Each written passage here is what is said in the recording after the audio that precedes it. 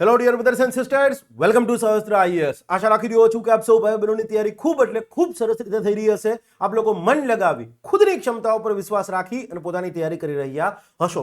તમારામાંથી ઘણા બધા વિદ્યાર્થીઓ એવું વિચારતા હશે કે સાહેબ જ્યારે તમે યુટ્યુબ પર વિડીયો આપવા આવતા હતા તો એમાં તો પેલું ડિજિટલ બોર્ડ હતું ને એમાં ભણાવતા હતા અને હવે તમે આ પ્રકારના મોડમાં કેમ જતા રહ્યા છો? તો યસ, એનો બેનિફિટ તમને જ વધારે રહેવાનો છે. 2 મિનિટની અંદર કહી દઈશ. તો સિમ્પલ વસ્તુ એવી છે કે હવે તમે જાણો છો કે સ્પર્ધાત્મક પરીક્ષામાં ડે બાય ડે જે છે એમ કહેવાય કે લો કાયદો જે છે એનો પોર્શન ધીમે ધીમે એડ થઈ રહ્યો છે. પહેલા મિકેનિકલ એન્જિનિયરિંગની પરીક્ષાઓ હતી તો એની અંદર માત્ર મિકેનિકલ એન્જિનિયરિંગની જે ટેકનિકલ બાબતો હતી એ જ પૂછતા હતા. હવે એ જે ફિલ્ડની એક્ઝામ છે એમાં જે કાયદો આવે છે, યસ, એ કાયદાઓ પણ પૂછવા માંડ્યા. માનો કે ફૂડ સેફ્ટીની વાત કરો તો ફૂડ સેફ્ટીમાં અત્યારે તમે જે લોકો એલિજિબલ છો, ડોક્ટર્સ છે, ઓકે, એ સિવાય તો કે ભાઈ કેમેસ્ટ્રી વાળા છે, ફૂડ પ્રોસેસિંગ ઇન્ડસ્ટ્રીઝ અથવા ફૂડ પ્રોસેસિંગ ટેકનોલોજીનો અભ્યાસ કરીને આવ્યા છે એ લોકો છે. તો આ બધાને તમારો ટેકનિકલ પોર્શન હોત તો કોઈ વાંધો નહોતો, પણ લોય ભણવાનું છે અને લો ભણાવવાની જ્યારે વાત હોય છે ત્યારે એમ કહી શકાય સ્પેસિફિકલી એવા સ્ટુડન્ટને કે જેનું લોમાં કોઈ બેકગ્રાઉન્ડ નથી, તો મોટા ભાગના કેસમાં ક્લિયર કેવું થાય છે કે રફ વર્ક કરવાનું બહુ થતું હોય છે.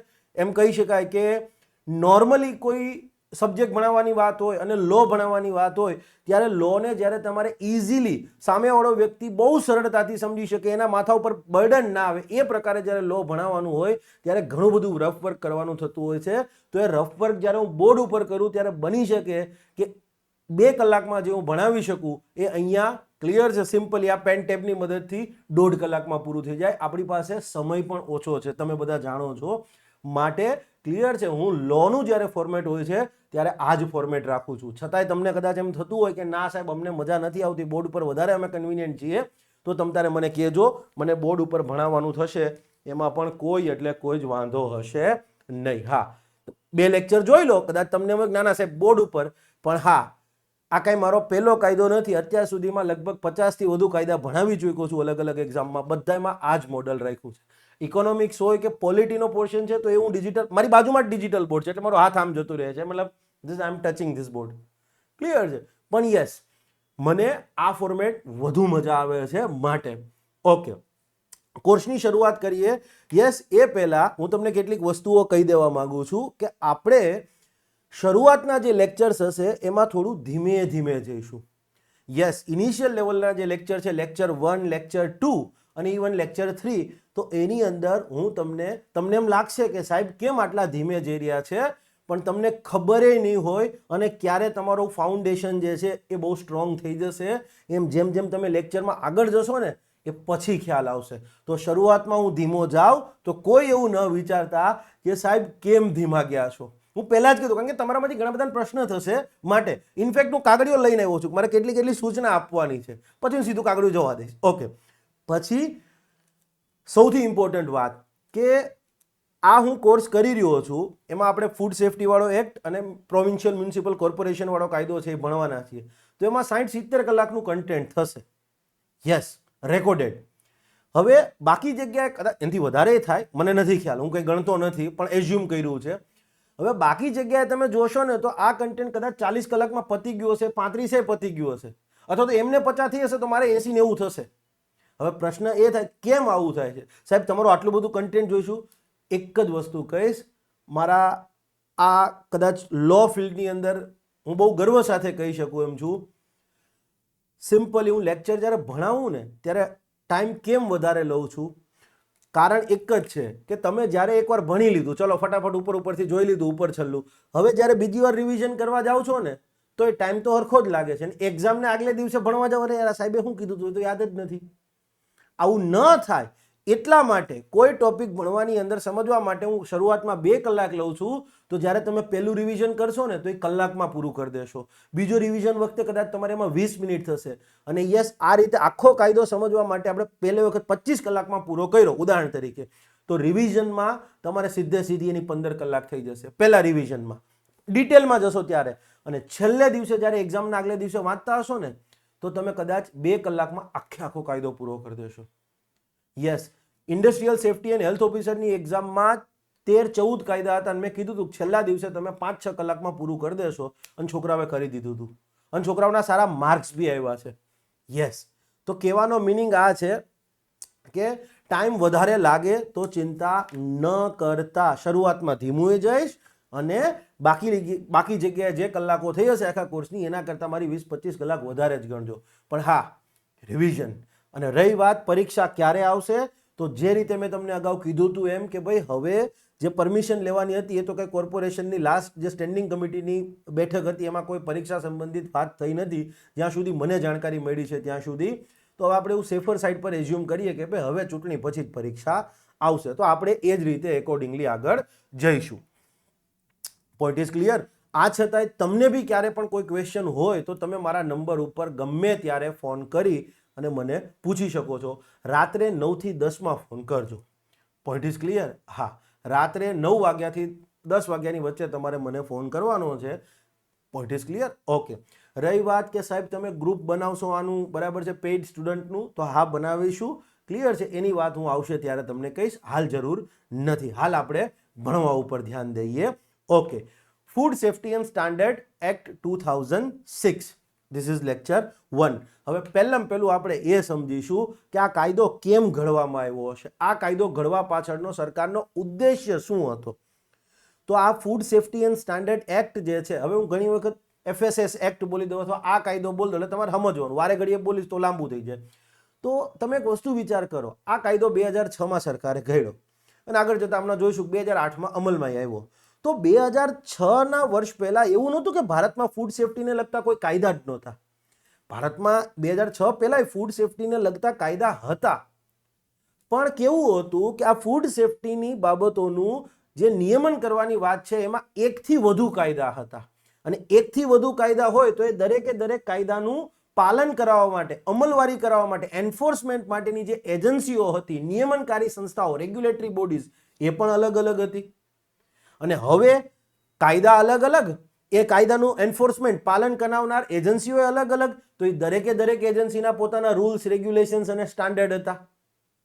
અને એ ઉપરાંત એ જે ફૂડ સેફ્ટીના સ્ટાન્ડર્ડ્સ હતા એ બધા રિજિડ હતા, રૂઢિગત હતા, કે વર્ષોથી એકના એક જ રહ્યા હતા, એમાં કોઈ બદલાવ કરવામાં નહોતો આવ્યો.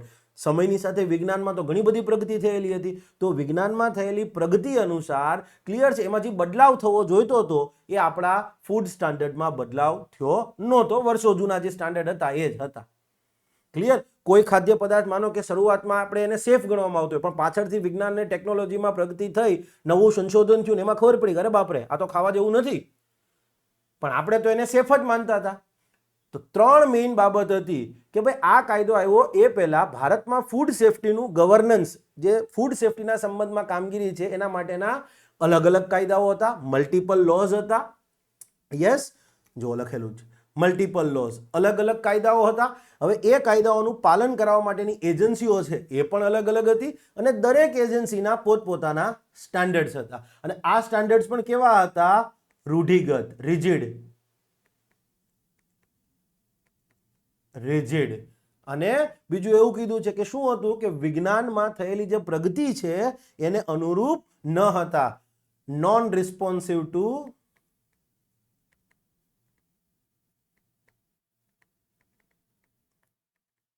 advancement in science.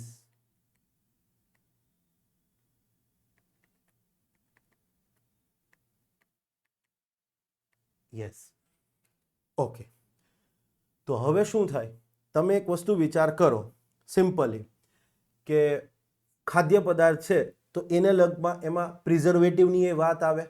યસ, એના કલરની એ વાત આવે. ખાદ્ય પદાર્થમાં કલર એડ કરવામાં આવે ને, મોહનથાળ બનાવે તો મોહનથાળમાં કલર નથી એડ કરવામાં આવતો. યસ, મોહનથાળ આપણે બનીને ગયો હોય પછી ઘરે બનાવ્યો હોય તો આપણે 5-6 દિવસ વાપરીએ, પણ ઇન્ડસ્ટ્રી લેવલ પર માનો કે બન્યો હતો તો એ તો 10-15 દિવસ ચલાવવાનો, તો એમાં પ્રિઝર્વેટિવ એ હોય. ક્લિયર છે કે ભાઈ હા, ખોરાક જે છે એ લાંબો સમય સુધી ખાઈ શકાય એ પ્રકારનો રહે. તો હવે થતું તું શું ખબર છે? પ્રિઝર્વેટિવ માટેની પણ અલગ બોડી, એના સ્ટાન્ડર્ડ અલગ. ખાદ્ય પદાર્થોના કલર છે તો એના સ્ટાન્ડર્ડ્સ અલગ. ખાદ્ય પદાર્થોનું પ્રોસેસિંગ છે તો એના માટેની ઓથોરિટી, એના સ્ટાન્ડર્ડ્સ ને બધું અલગ હતું. હવે આવી પરિસ્થિતિમાં થતું તું શું? તો કે જે ફૂડ પ્રોસેસિંગ ઇન્ડસ્ટ્રીના વિવિધ વ્યક્તિઓ હતા, સહભાગીઓ હતા, માનો કે કોઈ ફૂડ પ્રોસેસિંગ ઇન્ડસ્ટ્રીમાં ઉત્પાદન કરતો હોય, કોઈ પોતે ટ્રેડર, વ્યાપારી હોય કે ઇવન ઇન્વેસ્ટર હોય, આ બધામાં એક કન્ફ્યુઝન આવતું હતું કે સાલું અમારે કયા કાયદાનું પાલન કરવું. ઓકે, અથવા તો ચલો દરેકે દરેક કાયદાનું પાલન કરવાનું થશે તો અગેન સમજવા માટે ફૂડ કલરની બાબતમાં અમારે બીજી એજન્સી સાથે ડીલ કરવાની, એના સ્ટાન્ડર્ડનું પાલન કરવાનું. પ્રિઝર્વેટિવની વાત હોય તો ફરી એક અલગ એજન્સી, એના સ્ટાન્ડર્ડનું પાલન કરવાનું. Point is clear. તો આના કારણે આ એક કન્ફ્યુઝન પણ હતી. અને એ સિવાય ફૂડ પ્રોસેસિંગ ઇન્ડસ્ટ્રી કે જેની અંદર રોજગારીની સૌથી વધારે તક રહેલી છે, એમ્પ્લોયમેન્ટની આપણે વાત કરીએ તો ટેક્સટાઇલ, ફૂડ પ્રોસેસિંગ ઇન્ડસ્ટ્રી, આ બધી હાઈ એમ્પ્લોયમેન્ટ ઇન્ટેન્સિટી વાળી ક્ષેત્ર કહેવાય કે જેમાં રોજગારીની તકો વધારે હોય. હવે એ સમયમાં તો ઇન્ડિયામાં ફૂડ પ્રોસેસિંગ ઇન્ડસ્ટ્રી ધીમે ધીમે ડેવલપ થઈ રહી હતી, એટલી ઓર્ગેનાઇઝડ વેમાં નહોતી. વાત કરું છું 2006-07ની. તો હવે જ્યારે દેશની એક ઇન્ડસ્ટ્રી કે જેમાં પોટેન્શિયલ રહેલો છે, ક્ષમતા રહેલી છે આગળ વધવાની, એ બાલ્ય અવસ્થામાં હતી અને હવે આવા અલગ અલગ multiple lose, multiple authority, multiple standards હોય તો પછી એ ઇન્ડસ્ટ્રી ડેવલપ થઈ શકે? ન જ થઈ શકે. તો સિમ્પલી સમયાંતરે અલગ અલગ જે થિંક ટેન્ક છે, સરકારની અલગ અલગ એજન્સીઓ છે, ઇવન સંસદીય સમિતિઓ છે અને ઇવન લો કમિશન છે, યસ, આ બધાએ સમયાંતરે એક જ માંગ કરી હતી કે ભાઈ ભારતમાં ખાદ્ય પદાર્થોનું નિયમન કરતા, ફૂડ સેફ્ટીનું જે નિયમન કરે છે, રેગ્યુલેશન કરે છે, એના જે અલગ અલગ કાયદાઓ છે એ બધાને ભેગા કરી, ક્લિયર છે, બધાને સંકલિત કરી, કોન્સોલિડેટ કરી, એકીકૃત કરી અને એક સિંગલ કોમન કાયદો છે એ બનાવવામાં આવે, એક સર્વગ્રાહી કે જે બધી બાબતોનો સમાવેશ થઈ જતો હોય. ખાદ્ય પદાર્થોના પ્રિઝર્વેટિવની એમાં વાત થઈ જતી હોય, ક્લિયર છે, ખાદ્ય પદાર્થોની અંદર જે કલર એડ કરવાની છે એની એ વાત થઈ જતી હોય, જેનેટિકલી મોડિફાઈડ ફૂડ છે એની એ વાત, સર્વગ્રાહી બધાનો સમાવેશ કરતો હોય, ક્લિયર છે, એવો એક કોમન કાયદો ઘડવાની સમયાંતરે માંગ કરવામાં આવી હતી. અને યસ, સરકારે એને રિસ્પોન્ડ કર્યું. કઈ રીતે? તો કે સિમ્પલી આપણો આ કાયદો જે છે એ બનાવીને. તો આ food safety and standard act જે છે એના ઉદ્દેશો શું છે, કેમ આ કાયદો ઘડવામાં આવ્યો? તો સિમ્પલી ખાદ્ય સંબંધિત, અથવા ખાદ્ય કે પછી અન્ન કયો છો તો પણ ચાલશે, ખાદ્ય એટલે ફૂડ, ફૂડ અથવા તો આને અન્ન કહેશો તો પણ ચાલશે. ઓકે, તો શું કહે છે? તો કે ખાદ્ય સંબંધિત જે અલગ અલગ કાયદાઓ હતા, વિવિધ કાયદાઓ હતા, એને કોન્સોલિડેટ કરી, એકીકૃત કરી અને એક સિંગલ કાયદો બનાવવો. દેશમાં જે ફૂડ પ્રોસેસિંગ ઇન્ડસ્ટ્રી નવી નવી ડેવલપ થઈ રહી હતી તો એમાં સિસ્ટમેટિકલી, પદ્ધતિસર અને સાયન્ટિફિક મેનરની અંદર, વૈજ્ઞાનિક ઢબે એમાં વિકાસ થાય એના માટેની જોગવાઈઓ કરવી. અને એ ઉપરાંત food safety and standard authority of ઇન્ડિયાની સ્થાપના કરવી. કેમ? તો કે આ food safety and standard authority છે એ યસ, ખાદ્ય પદાર્થો અને એની સાથે જોડાયેલ વિવિધ બાબતો છે, માનો કે ખાદ્યના કલર થઈ ગયા, પ્રિઝર્વેટિવ થઈ ગયા, સ્વીટનર થઈ ગયા, ઇમલ્સિફાયર થઈ ગયા, પ્રોસેસિંગ એડ થઈ ગયા, આ બધા માટેના અલગ અલગ સ્ટાન્ડર્ડ્સ જે છે એ ડિસાઇડ કરશે, સ્ટાન્ડર્ડ જે છે એ પ્રિસ્ક્રાઇબ કરશે. એ ઉપરાંત તો કે સિમ્પલ ખાદ્ય પદાર્થ જે છે એનું મેન્યુફેક્ચરિંગ, એનું ઉત્પાદન, એની બનાવટની વાત હોય, ક્લિયર છે, એનો સંગ્રહ કરવાની વાત હોય, એનું પરિવહન કરવાની વાત, કે ઇવન એને આયાત કરવાની વાત હોય, એ જે કંઈ પણ પ્રવૃત્તિઓ છે તો યસ, એનું નિયમન કરવું, એના ઉપર દેખરેખ રાખવી, એનું રેગ્યુલેશન કરવું અને એનું મોનિટરિંગ કરવું. Point is clear? ઓકે, જુઓ આ એ પણ લખી દીધું છે. ઓકે, આ કાયદાની અમલવારી, આપણો આ જે FSS એક્ટ છે એની અમલવારી કોણ કરશે? તો ધ્યાનથી સમજજો. રાજ્ય કક્ષાએ ખાદ્ય સલામતી કમિશનર જે છે એક પદ છે, એક અધિકારી છે. તો રાજ્ય કક્ષાએ ખાદ્ય સલામતી કમિશનર, ફૂડ સેફ્ટી કમિશનર, એની ઓફિસ જે છે એની હેઠળના જે અધિકારીઓ છે એમના દ્વારા, અને એ ઉપરાંત પંચાયતી રાજ સંસ્થાનો અને મ્યુનિસિપાલિટીઝ, મ્યુનિસિપલ કોર્પોરેશન છે, યસ, આ સંસ્થાઓ મારફતે આ કાયદાની અમલવારી કરાવવામાં આવે છે. મ્યુનિસિપાલિટીઝને આ કાયદાની અમલવારીની સત્તા આપી છે, ત્યાં જ તમારી નોકરીની વાત આવી છે, ત્યાં જ તમારી ભરતી આવી. કોર્પોરેશનને સત્તા ન હોત તો? Point is clear. અને હું તમને એ પણ કહી રાખું છું કે આગળ જતા, ક્લિયર છે, હવે જિલ્લા પંચાયતોમાં પણ ફૂડ સેફ્ટીની કદાચ ભરતીઓ આવવી જોઈએ, કારણ કે આ વસ્તુ બહુ સિરિયસ હવે સરકાર લઈ રહી છે. અગેન એક પોઈન્ટ કહેવાનો રહી ગયો, અહીંયા મેં મેન્શન કરેલો હતો. હવે તમે કદાચ ન્યૂઝમાં સાંભળ્યું હશે કે તાજેતરમાં ગાંધીનગર મ્યુનિસિપલ કોર્પોરેશન હેઠળ ફૂડ સેફ્ટી ઓફિસરની જે ભરતી કરી હતી એ પણ આખી રદ થઈ ગઈ છે. કેમ? તો કે સુટેબલ કેન્ડિડેટ નથી મળ્યા. ક્લાસ 2 હતી તો એને હવે ક્લાસ 3 કરી અને કોર્પોરેશન દ્વારા જ ભરતી કરવામાં આવશે. તો હું અહીંયા જે ભણાવીશ એને એ હદ સુધી ભણાવીશ અને ઇવન ડિટેલ લેવલ પર લઈ જઈશ કે તમારે પછી આગળ નેક્સ્ટ ભરતી આવે તો કાંઈ એટલે કાંઈ બીજું કરવાનું ના રહે. આટલું જે છે એ ઇનફ થઈ જાય અને કદાચ કાંઈ એમેન્ડમેન્ટ આવ્યો હોય તો એમેન્ડમેન્ટ તમારે જોવો પડે. હોપફુલી આટલી વસ્તુ તમને પહેલાં ક્લિયર થઈ ગઈ હશે કે આ કાયદો જે છે એ કેમ ઘડવામાં આવ્યો હતો. તો કે 2006 પહેલાં ખાદ્ય પદાર્થોના નિયમન માટે આ ચાર્ટ જ યાદ રાખવાનો. મલ્ટિપલ લોઝ, એકથી વધુ કાયદાઓ. હવે એકથી વધુ કાયદા છે તો દરેક કાયદાની પોતપોતાની એન્ફોર્સમેન્ટ એજન્સી હશે. હવે એન્ફોર્સમેન્ટ એજન્સીના સ્ટાન્ડર્ડ અલગ અલગ હશે અને ઉપર જતા એ સ્ટાન્ડર્ડ કેવા હતા? રૂઢિગત હતા, વર્ષોથી જે હતા એ જ, કોઈ એમાં ફેરફાર નહોતો થયો. સમયાંતરે સાયન્સ એન્ડ ટેકનોલોજીમાં પ્રગતિ થઈ તો સ્ટાન્ડર્ડ્સ પણ બદલાવા જોઈએ ને. યસ, પણ આ તો જૂના જોગીઓ રાખીને ગયા હતા એના એ જ હતા. પેલા કોઈ વસ્તુને આપણે સેફ માનતા હતા પણ નવી સંશોધન થયું ને ખબર પડી કે અરે બાપરે આ તો સેફ નથી.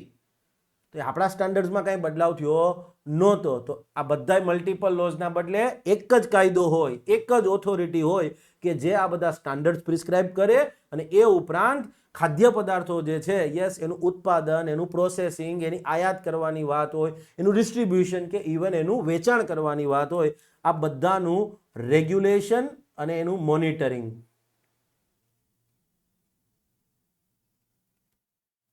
And monitoring. ઓકે, હું બધી જગ્યાએ અંગ્રેજી શબ્દ લખતો જઈશ અને જરૂર હોય ને અમે બધી જગ્યાએ કાઉન્સમાં લખીને આપ્યું છે. શું કામ એને? કારણ કે આપણે બધાને ગુજરાતી શબ્દો ખરેખર અંગ્રેજી કરતાં હેવી પડતા હોય છે. યસ, માટે ખાસ કરીને તમારામાંથી જે લોકો ડોક્ટર્સ છે એમના માટે પણ આ વસ્તુ મેં ધ્યાનમાં રાખેલી છે. ઓકે, હવે વાત કરીએ ચેપ્ટર 1 પ્રિલિમિનરીની.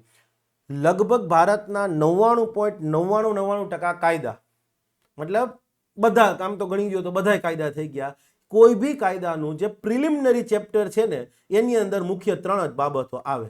આ પ્રિલિમિનરી ચેપ્ટર છે એની અંદર એક આવે એનું સત્તાવાર નામ. જનરલી આમાં 2 કે 3 જ સેક્શન હોય. એક સેક્શનની અંદર હોય કે ભાઈ એનું સત્તાવાર નામ શું છે, યસ, કેટલા વિસ્તારમાં લાગુ, કાયદાનું સત્તાવાર નામ શું, કાયદો કેટલા વિસ્તારમાં લાગુ થશે, અને યસ અમલવારીની તારીખ કે ભાઈ કાયદો ક્યારથી અમલવારી થયાની તારીખ, ડેટ, કે ભાઈ કાયદો કયા દિવસથી અમલમાં આવ્યો. ના ઇમ્પોર્ટન્ટ છે, કાયદો કયા દિવસથી અમલમાં આવ્યો. લગભગ આનો સવાલ આવે. ઓકે, એ સિવાય તો કે ડેફિનેશન્સ હોય. આ ડેફિનેશન્સ, વ્યાખ્યાઓ શું કહેવા માંગતી હોય તો કે કાયદામાં જે વિવિધ શબ્દ ઉપયોગ થયા હોય આખા કાયદામાં, તો એ શબ્દને પરિભાષિત કર્યા હોય. કાયદામાં ઉપયોગ થયેલા વિવિધ શબ્દોને પરિભાષિત કરેલા હોય. એક પ્રકારે એની સમજૂતી આપી હોય. હવે માનો કે આપણા કાયદાની અંદર આગળ શબ્દ આવે છે કે ભાઈ ફૂડ, તો ફૂડ એટલે શું? ફૂડ અંતર્ગત કોને કોને ગણશું? ખાદ્ય કીધું તો ખાદ્ય એટલે શું? માનો કે ફૂડ સેફટી, તો ફૂડ સેફટી કોને કહીશું? તો આ બધી વ્યાખ્યા અહીંયા ક્લિયર છે. ડેફિનેશન અંતર્ગત બધા શબ્દોની સમજૂતી આપી હોય. જેટલા શબ્દ જરૂરી હોય અથવા તો એનો લીગલ મિનિંગ નીકળતો હોય એવા. માનો કે આપણે સમજવા માટે તમે ફૂડ સેફટીની વાત કરશો, તમે અધિકારી બનશો ત્યારે તમારે એક વસ્તુ કરવાની થશે, ભેળસેળવાળા પદાર્થની તમારે ઓળખ કરવાની થશે. તો ભેળસેળવાળો પદાર્થ એડલ્ટરન્ટ કોને કહી શકાય, કોને કહીશું? તો એની વ્યાખ્યા તમને આપી હોય. અને આ સિવાય કાંઈ જો વિશેષ હોય તો એ વિશેષ પણ આપવામાં આવ્યું હોય, લાગુ પડતું હોય તો. જો લાગુ પડતું હોય તો વિશેષ હોય તો જ આ કાયદામાં છે, આપણે હમણાં જોઈશું. જનરલી આ વસ્તુ સેક્શન 1 માં હોય, આ વસ્તુ સેક્શન 2 માં હોય. જો કાંઈ વિશેષ ના હોય તો, જો વિશેષ હોય તો પછી એ વિશેષ સેક્શન 2 માં જાય, ડેફિનેશન તમારી સેક્શન 3 ની અંદર જાય.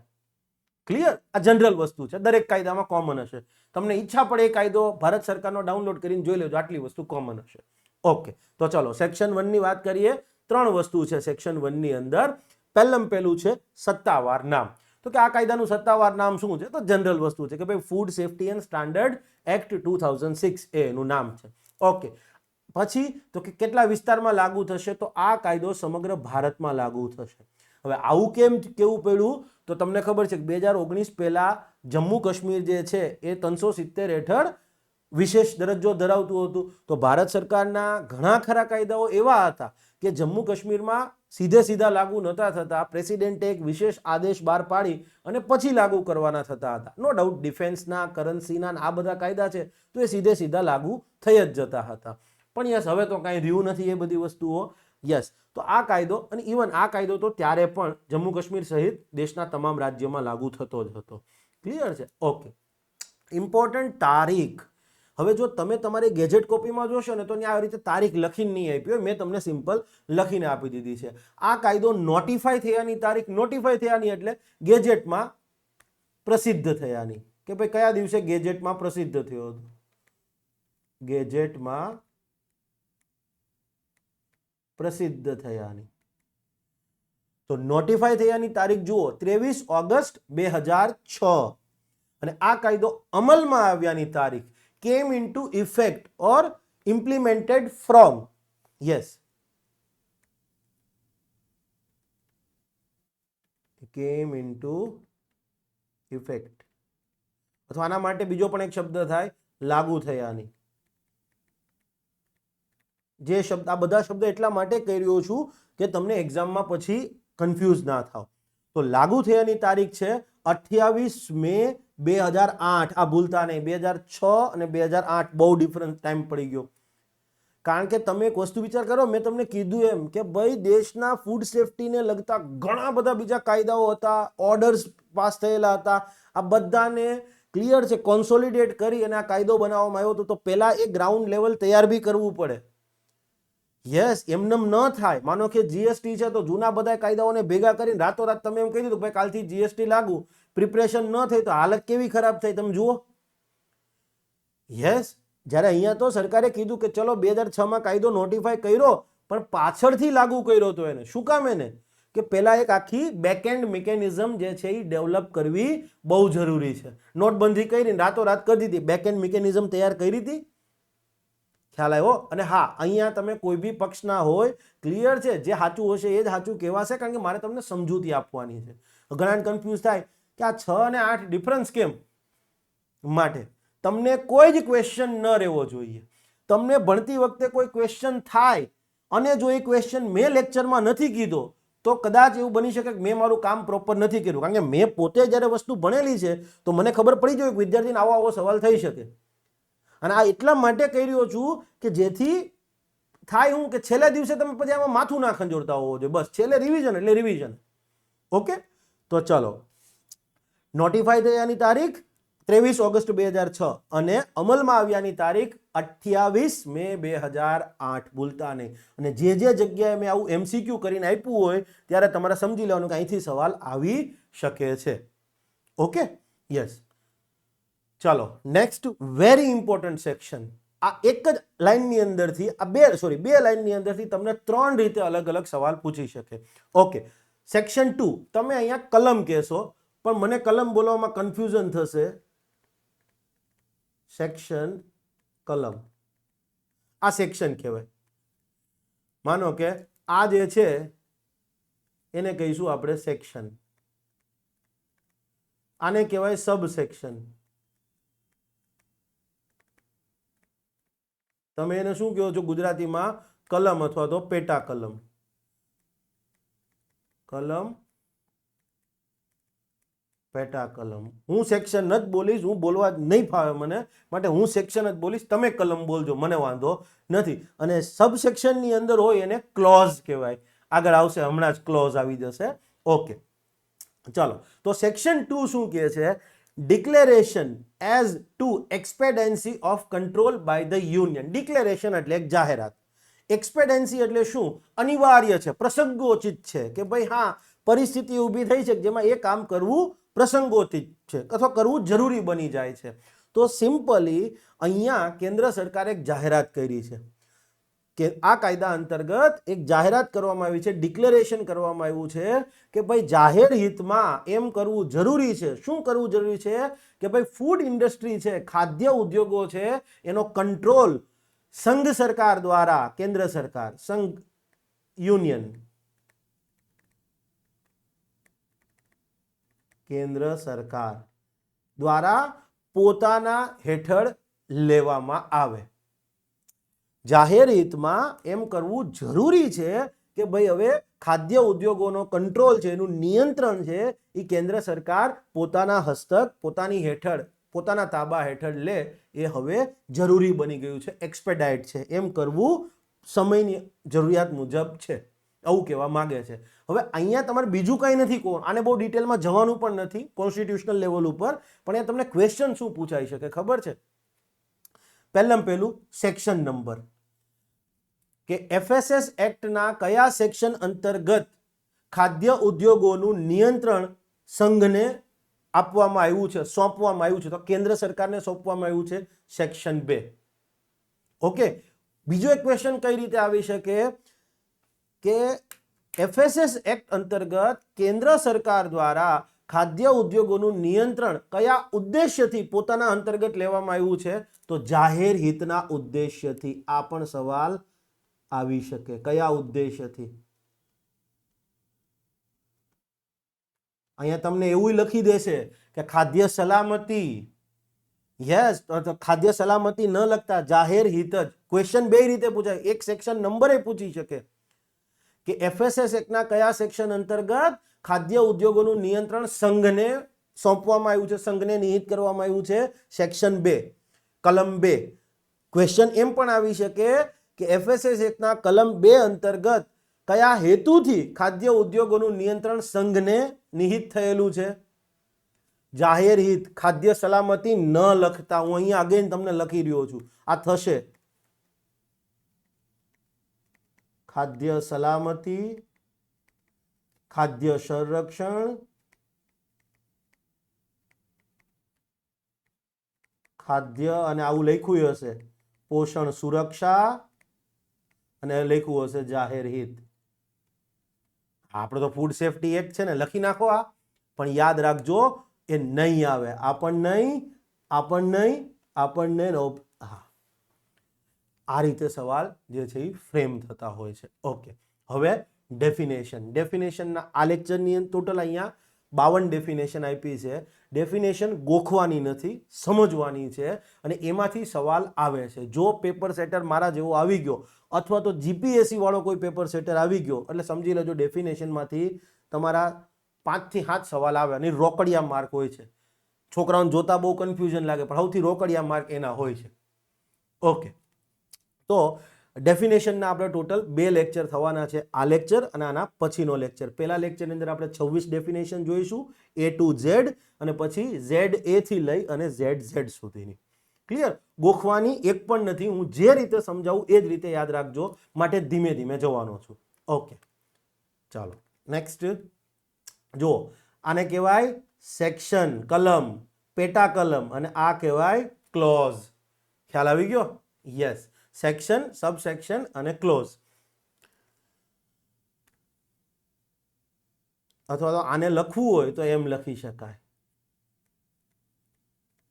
સેક્શન 3, કલમ 3, પેટા કલમ 1 અને એનો ક્લોઝ A. આ રીતે આમ લખી શકાય. ઓકે. હવે નેક્સ્ટ જુઓ તમે, એડલ્ટ્રેન્ટ. એડલ્ટ્રેન્ટ એટલે શું? તો કે સિમ્પલી ભેળસેળ માટેનો પદાર્થ. હવે આની વ્યાખ્યા જોઈએ પહેલા એકદમ સિમ્પલ સમજૂતી જોઈએ. હવે ભેળસેળમાં શું આવે? તો લેટ સે ફોર એક્ઝામ્પલ વિચાર કરો કે દૂધ.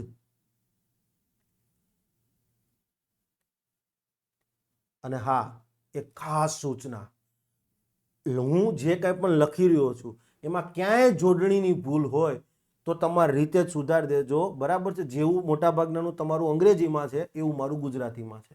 મારા લોફુલ લેંગ્વેજની અંદર લોફુલ જે કન્ટેન્ટ છે, તો લોનો જે આસ્પેક્ટ છે ત્યાં ક્યાંય કોમ્પ્રોમાઇઝ નહીં થાય, પણ હા, કોઈ આવું ન કહેતા. ઓકે, દૂધ છે. ઓકે, એ સિવાય આપણે લઈએ, ચલો, પનીર અથવા તો માવો, દૂધનો માવો, કાચી પાંતરી નહીં. ઓકે, હા, અને એ સિવાય લેટ સે ફોર એક્ઝામ્પલ લઈ લઈએ લાલ મરચું પાવડર, લાલ મરચું પાવડર. ઓકે, હવે દૂધ છે તો દૂધની અંદર આપણને ખબર છે કે કઈ કઈ વસ્તુ એડ થઈ શકે. તો કે દૂધની અંદર પાણી એડ થઈ શકે. હા, ચલો પાણી. આ સિવાય હમણાં જ આપણા વિદ્યાર્થી નેતા, હવે તો આમ આદમી પાર્ટીના નેતા થઈ ગયા છે, યુવરાજસિંહ, એમને યુરિયા વાળું દૂધ પકડ્યું હતું, ડિટર્જન્ટ વાળું. યસ. પનીર છે અથવા તો દૂધનો માવો છે, ખોયા જેને કહે છે હિન્દીની અંદર, તો એની અંદર તો કે સ્ટાર્ચ ઉમેરવામાં આવે. સ્ટાર્ચ. લાલ મરચું પાવડર છે તો એની અંદર ઈંટ કે લાકડાનો ભૂકો ઉમેરવામાં આવે. તો આ બધી વસ્તુ શું થઈ? આ જે કાંઈ પણ તમે જુઓ છો, પાણી, યુરિયા, ડિટર્જન્ટ, સ્ટાર્ચ, આ બધી વસ્તુ આપણે એમ કહી શકાય કે આ જે છે એ એડલ્ટરેન્ટ કહી શકાય. જે તે મૂળ ખાદ્ય પદાર્થ, આ બધા મૂળ ખાદ્ય પદાર્થ થયા અને આ મૂળ ખાદ્ય પદાર્થમાં ભેળસેળ માટેના પદાર્થ થયા. હવે દૂધમાં પાણી એડ થાય તો દૂધ કેવું થઈ જાય? તો કે સ્વાભાવિક છે, એની ગુણવત્તા ઓછી થઈ જાય, સબસ્ટાન્ડર્ડ થઈ જાય, હલકી ગુણવત્તાનું.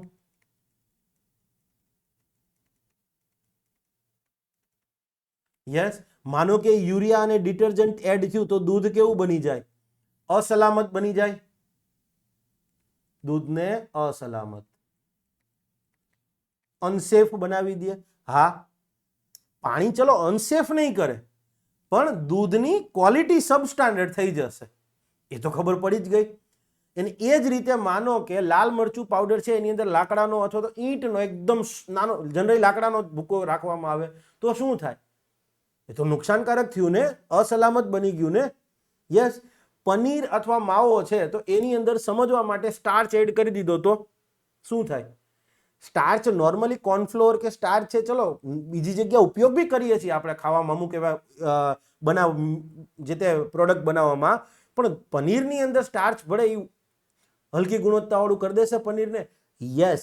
તો સિમ્પલી કોઈ પણ ખાદ્ય પદાર્થ, કોઈ પણ પદાર્થ કે જે ક્લિયર છે ખાદ્ય પદાર્થને હલકી ગુણવત્તાવાળો સબસ્ટાન્ડર્ડ બનાવી દેતો હોય, અનસેફ બનાવી દેતો હોય, ક્લિયર છે, અથવા તો મિસ બ્રાન્ડ, ખોટી બનાવટનો બનાવી દે, ક્લિયર છે, યસ, એવો પદાર્થ છે એને તમે મિલાવટ કે ભેળસેળ માટેનો પદાર્થ એડલ્ટરેન્ટ કહી શકો.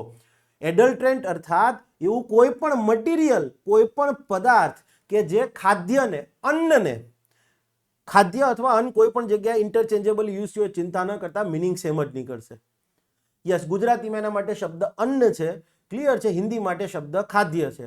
પણ યસ, આપણી એક બીજી પણ વસ્તુ છે કે કોઈ પણ નો મિનિંગ આપણને ગુજરાતીમાં ન મળે એટલે હિન્દી મિનિંગ શોધીએ અને ઉપરથી લાઈન હટાવી દઈએ એટલે બની ગયું, ક્લિયર છે, શુદ્ધ ગુજરાતી અન્ન થાય.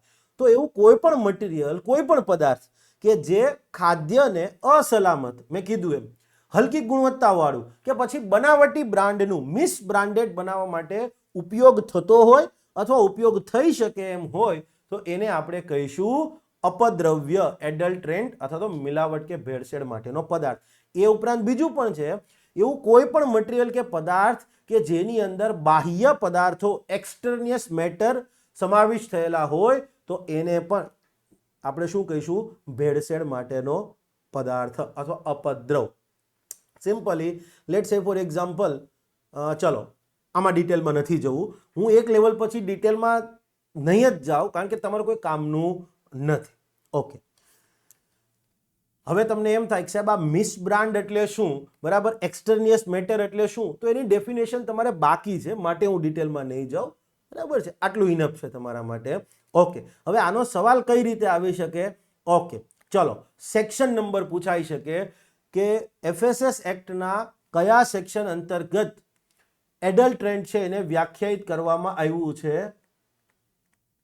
તો સેક્શન 3 કલમ 3 પેટા કલમ 1 અને એનું એ.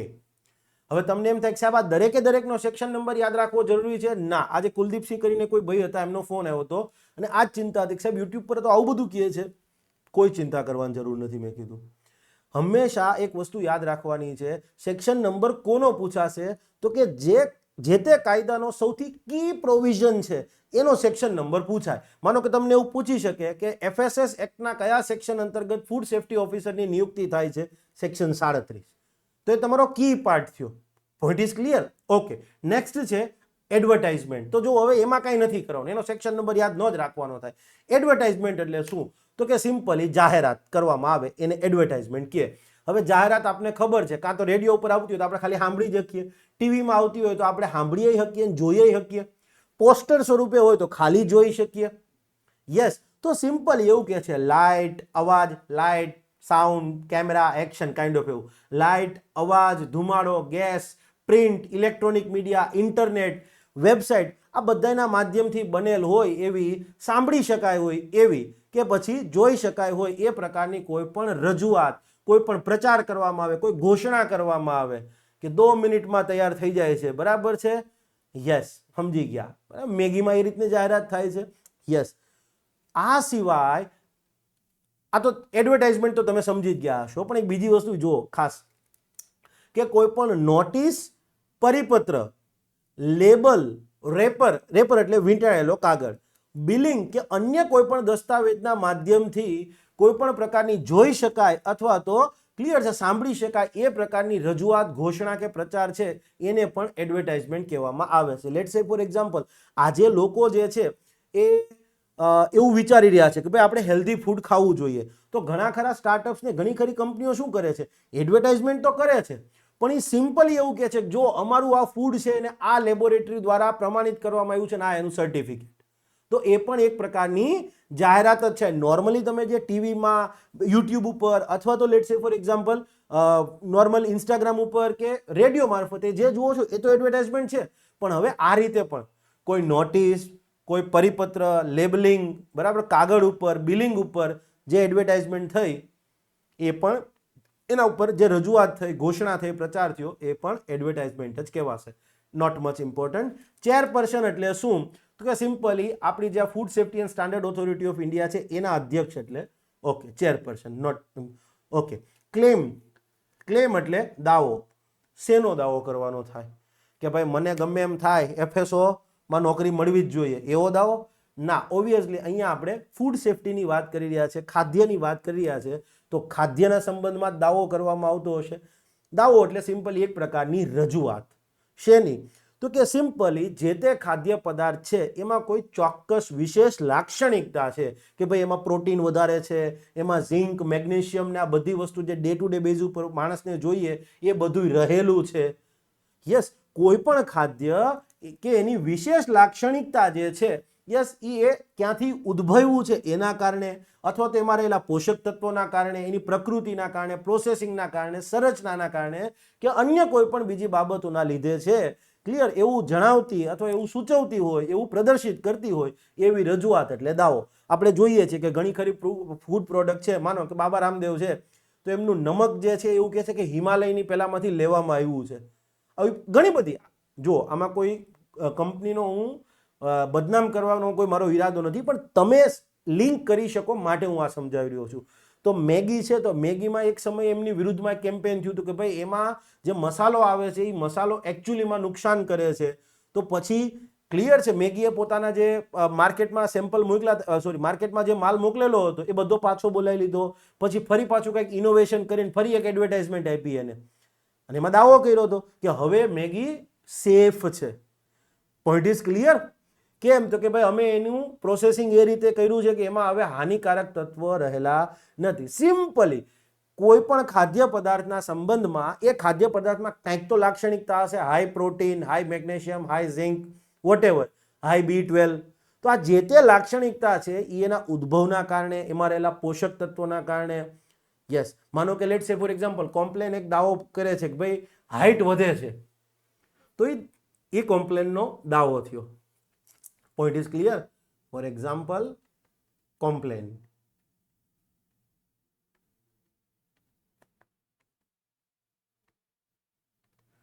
ફૂડના કેસની અંદર, બરાબર, માનો કે ડેટોલ દાવો કરે છે 99.9% કીટાણુ સાફ કરી દે છે. Point is clear? Okay. Commissioner of food safety, ખાદ્ય સલામતી કમિશનર, સિમ્પલી સેક્શન 30 હેઠળ નિયુક્ત થયેલા ખાદ્ય સલામતી કમિશનર. જો આ કોઈ ગોખવાની જરૂર નથી, મેં જે યાદ રાખવા જે હતું એ તમને કહી દીધું છે. ઓકે, નેક્સ્ટ છે કન્ઝ્યુમર. ઉપભોક્તા એટલે શું? જો કન્ઝ્યુમરને કદાચ તમે ગ્રાહક બોલશો તો પણ ખોટું નથી. કન્ઝ્યુમર એટલે ગ્રાહક. ઉપભોક્તા છે એ હિન્દી શબ્દ છે, ગ્રાહક છે એ આપણો શુદ્ધ ગુજરાતી શબ્દ છે, પણ ઉપભોક્તા ગુજરાતીમાં પણ બોલવામાં આવે છે. હવે ઉપભોક્તા એટલે શું? હું, તમે, આપણા પરિવારો, બધા વ્યક્તિઓ કે જે ડે ટુ ડે બેઝિસ ઉપર આપણી જરૂરિયાત છે એ મુજબ ખાદ્ય પદાર્થો છે એની ખરીદી કરતા હોય, ખાદ્યની ખરીદી કરતા હોય અથવા ખાદ્ય મેળવતા હોય. ઓકે, વ્યક્તિઓ યસ કે પરિવારો કે જે પોતાની જરૂરિયાતોને પહોંચી વળવા ટુ મીટ ધેર નીડ્સ, જરૂરિયાતોને પહોંચી વળવા અનુસાર ખાદ્ય પદાર્થો પરચેઝ કરતા હોય, ખરીદી કરતા હોય કે પછી ખાદ્ય પદાર્થો મેળવતા હોય. હવે અહીંયા તમને પ્રશ્ન થવો જોઈએ કે આ ખરીદતા અને મેળવતા ડિફરન્સ શું? Purchase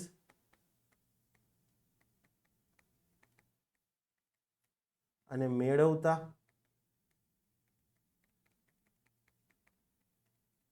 receive. મેળવતા હોય એટલે શું? યાદ કરો, પીડીએસ હેઠળ બીપીએલ પરિવારોને મફત અનાજ નથી મળતું. પીડીએસ દુકાનો મફત કે સબસિડી વાળું અનાજ. યસ ઓર નો? મફત તો મેળવતા જ થયા ને. Point is clear? યસ. ચાલો, કોન્ટામિનન્ટ, દૂષક. દૂષક એટલે શું? અશુદ્ધિ. એના માટે હિન્દીમાં સંદૂષક એવો શબ્દ લખેલો છે. આપણે દૂષક, અશુદ્ધિ જે છે એ પ્રોપર શબ્દ છે ગુજરાતીની અંદર. તો યસ, કોન્ટામિનન્ટ એટલે શું? વિચાર કરો જી. સિમ્પલ એક વસ્તુ વિચારો કે હા, આપણે એવું કહીએ છીએ કે ડે ટુ ડે બેઝિસ ઉપર ક્લિયર છે, આપણે જે કાંઈ પણ પાણી જે છે એ ગટરમાંથી કે જગ્યાએ કોઈ પણ ઇન્ડસ્ટ્રીમાંથી, ચલો ઇન્ડસ્ટ્રી કે પછી નોર્મલી આપણા આવાસોમાંથી ગટરમાં જાય ને એ પાણી પછી આગળ જતાં નદી નાલામાં ઠલવી દેવામાં આવે છે. આપણને ખબર જ થાય છે ટ્રીટમેન્ટ કર્યા વગરનું. ઇન્ડસ્ટ્રીમાં તો હજી ટ્રીટમેન્ટ થાય છે, પણ જે મ્યુનિસિપલ વોટર છે એનું તો કાંઈ ટ્રીટમેન્ટ બીટમેન્ટ થતું નથી. સીધે સીધું એ જે કંઈ પણ કેનાલ બેનાલ હોય એમાં ઠલવી દેવામાં આવે છે. હવે આગળ જતાં શું થાય છે તો આપણને ખબર છે કે આવા દૂષિત પાણીમાંથી ઘણી વખત શાકભાજીને બધું ઉગાડવામાં આવતું હોય છે. હવે દૂષિત પાણીમાં જે કંઈ પણ ઝેરી હાનિકારક તત્વો રહેલા છે, શાકભાજી ઉગાડવામાં એ વસ્તુ ઉપયોગ થઈ. દૂષિત પાણી, યસ, શાકભાજી કે ફળોની ખેતીમાં. તો હવે શું થાય છે તો જે શાકભાજી આવે છે, શાકભાજી અને ફળોમાં શું થાય છે? પહેલેથી જ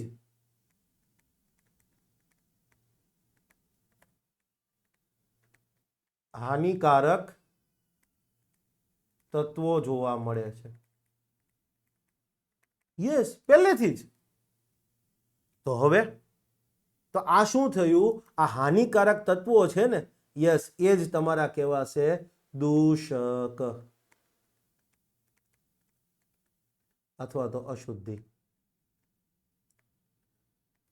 પર્યાવરણના લીધે થયું આ સિમ્પલી. આ જનરલી ઇવન લેટ્સ સે ફોર એક્ઝામ્પલ, ખેડૂત ખેતરમાં સમજવા માટે દવાઓનો છંટકાવ થાય છે.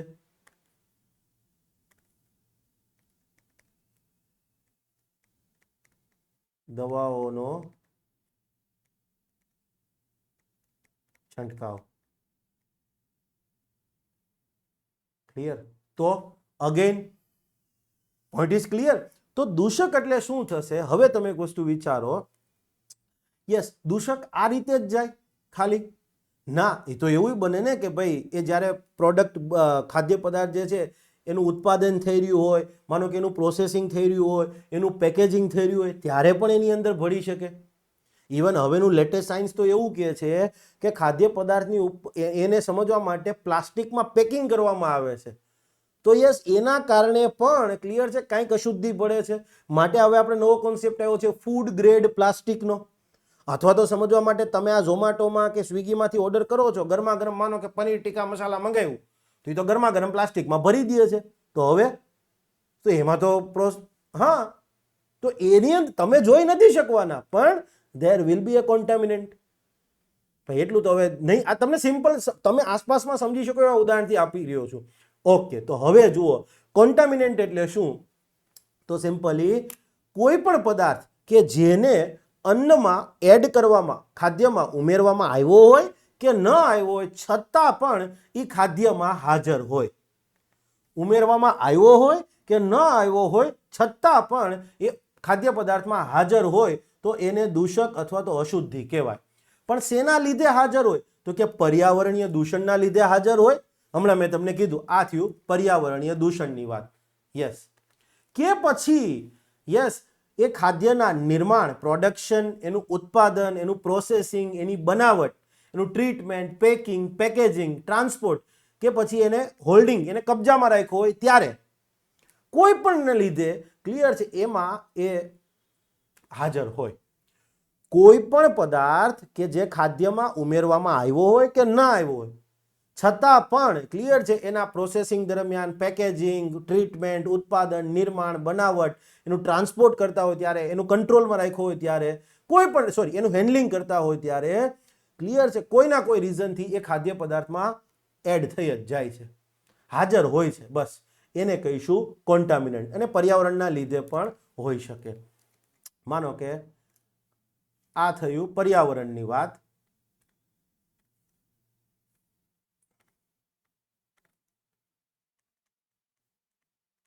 પર્યાવરણીય સ્થિતિ.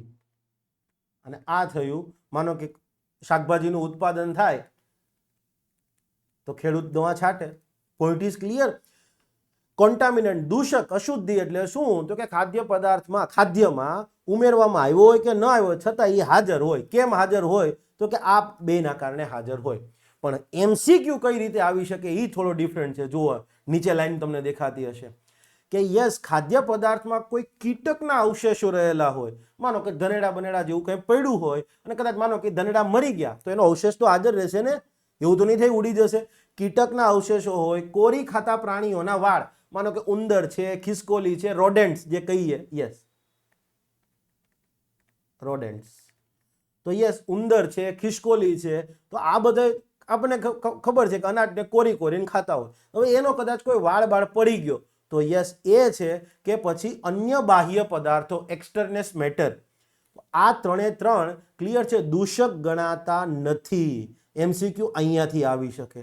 નીચે પૈકીનું કયું એફએસએસ એક્ટ અંતર્ગત ખાદ્ય પદાર્થમાં કોન્ટામિનન્ટ, દૂષક કે અશુદ્ધિ ગણાશે નહીં? તો કીટક અવશેષો, રોડેન્ટ્સના વાળ, મતલબ કોરી ખાતા પશુઓ, જે પ્રાણી જે કહેતા હોય એને મને એક્ઝેક્ટ ગુજરાતી નહીં ખ્યાલ આવે, રોડેન્ટ્સ લખી દીધું છે.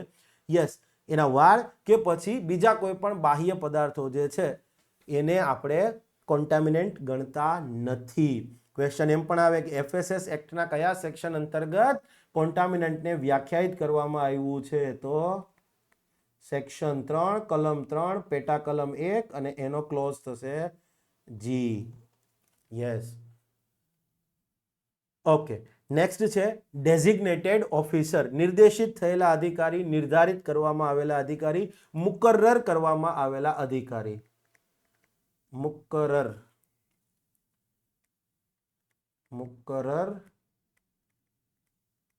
કરવામાં આવેલા અધિકારી, જે તમે યાદ રાખો. યસ, તો શું છે આગળ આવશે ડેઝિગ્નેટેડ ઓફિસર, બહુ બધું એના વિશે આવશે અને તમને યાદ રહી જશે. સેક્શન 36 હેઠળ યસ નિયુક્ત થયેલા અધિકારી. સેક્શન 36 ડેઝિગ્નેટેડ ઓફિસર છે. સેક્શન 37 છે એ તમે ફૂડ સેફ્ટી ઓફિસરની વાત કરે છે. ઓકે, નેક્સ્ટ છે એક્સટર્નિયસ મેટર, બાહ્ય તત્વ. હવે તમે જુઓ એ શું કહેવા માંગે છે. આજે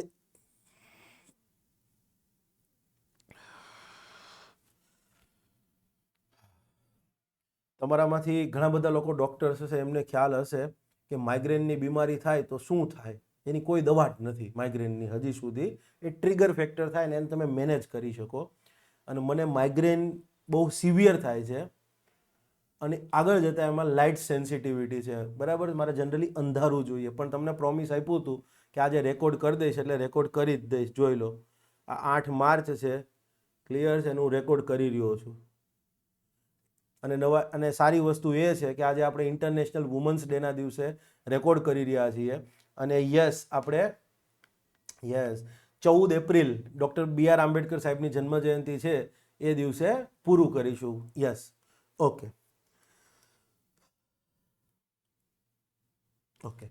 એક્સટર્નિયસ મેટર, બાહ્ય તત્વ કે બાહ્ય પદાર્થ. સિમ્પલી ખાદ્યમાં રહેલો બાહ્ય પદાર્થ. ખાદ્યમાં રહેલો બાહ્ય પદાર્થ. હવે એક વસ્તુ છે, આવો પદાર્થ જે છે એ જનરલી ક્લિયર છે એડ કરવામાં આવતો હોય, અથવા ઇવન ક્લિયર છે એડ ન કરવામાં આવે તો પણ એ ક્લિયર છે એમાં હાજર હોય. હવે કેવા શું માંગે છે, તો સિમ્પલ એક્ઝામ્પલ આપું. ફોર એક્ઝામ્પલ, લેટ્સ સે ફોર એક્ઝામ્પલ રાઈસ, ચોખા. તો એની અંદર આપને ખબર છે બોરિક એસિડનો પાવડર એડ કરવામાં આવે છે. બોરિક એસિડ પાવડર, તો એ બાહ્ય પદાર્થ થયો. ખ્યાલ આવ્યો?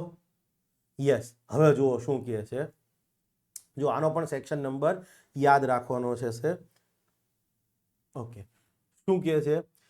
ખાદ્ય પદાર્થમાં રહેલી હોય, ઓલરેડી કન્ટેન્ટ હોય એવી કોઈ પણ વસ્તુ નોર્મલી હાજર નથી હોતી, પણ શું કહે છે, ખાદ્ય પદાર્થમાં હોય એવી કોઈ પણ વસ્તુ કે જે રો મટીરિયલ, પેકેજિંગ મટીરિયલ કે પછી ખાદ્ય પદાર્થ બનતો હોય ને એના માટે જે પ્રોસેસનો ઉપયોગ કર્યો હોય, એ પ્રોસેસ વ્યવસ્થામાંથી એ ખાદ્ય પદાર્થમાં આવી ગઈ હોય.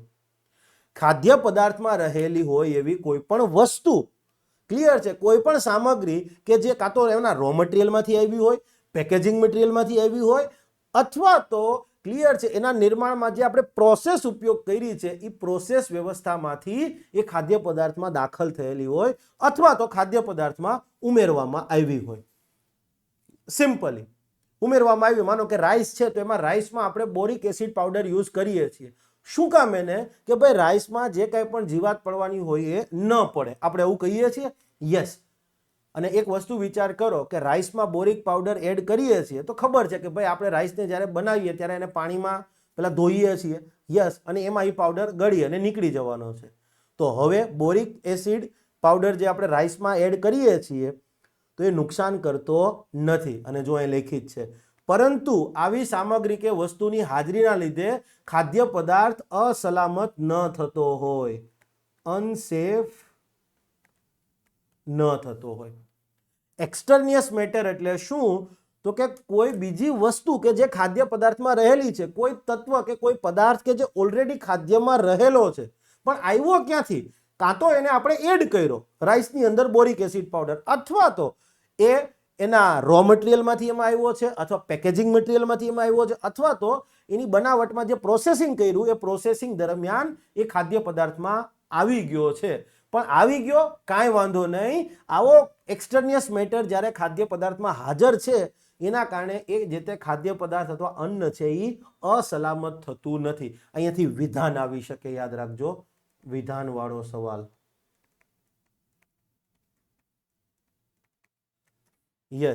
કે ભાઈ એક્સટર્નિયસ મેટરના સંદર્ભમાં બે વિધાન આપ્યા હોય કે આવો પદાર્થ જે છે એ પ્રોસેસિંગ રો મટીરિયલ અથવા તો પેકેજિંગ મટીરિયલમાંથી ખાદ્ય પદાર્થમાં આવે છે, સાચું છે. આવા ખાદ્ય પદાર્થને એડ પણ કરવામાં આવેલો હોય છે, ઉમેરવામાં પણ આવ્યો હોય છે. આવા પદાર્થને ખાદ્ય પદાર્થમાં ઉમેરવામાં આવ્યો હોય છે, સાચું. અને એવું કે એક્સટર્નિયસ મેટર પ્રેઝન્ટ હોવાના લીધે ખાદ્ય પદાર્થ અસલામત નથી થતો, તો પણ સાચું. હજી એક વસ્તુ મારી આગળ છે, બોલો, હું તમને કહું. લેટ્સ સે ફોર એક્ઝામ્પલ, એકદમ સિમ્પલ.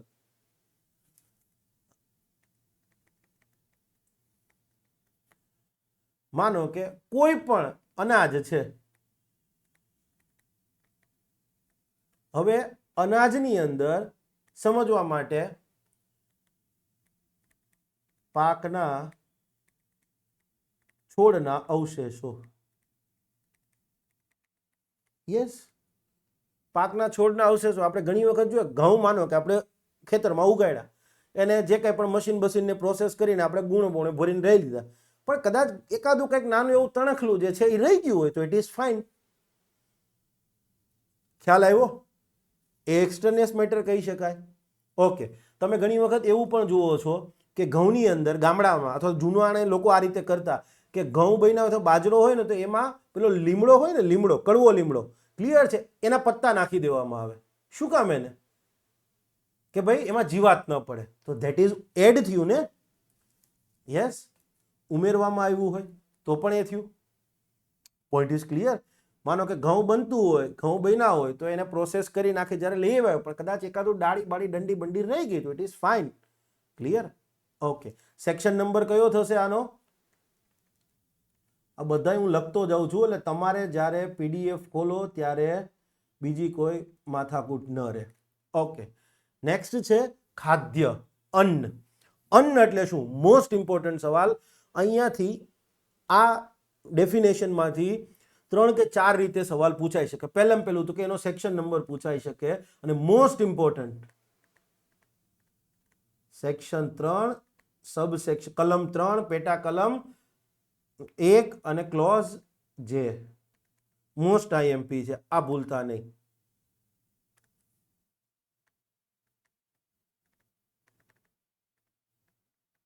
Most IMP.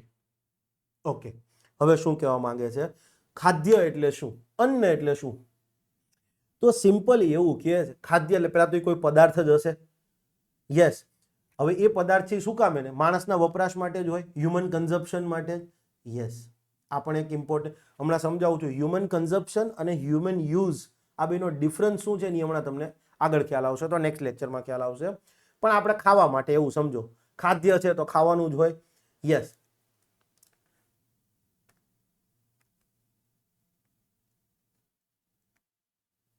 સરળ શબ્દમાં ખાવા. યસ, પણ બોલાય નહીં એવું ખાવા માટે.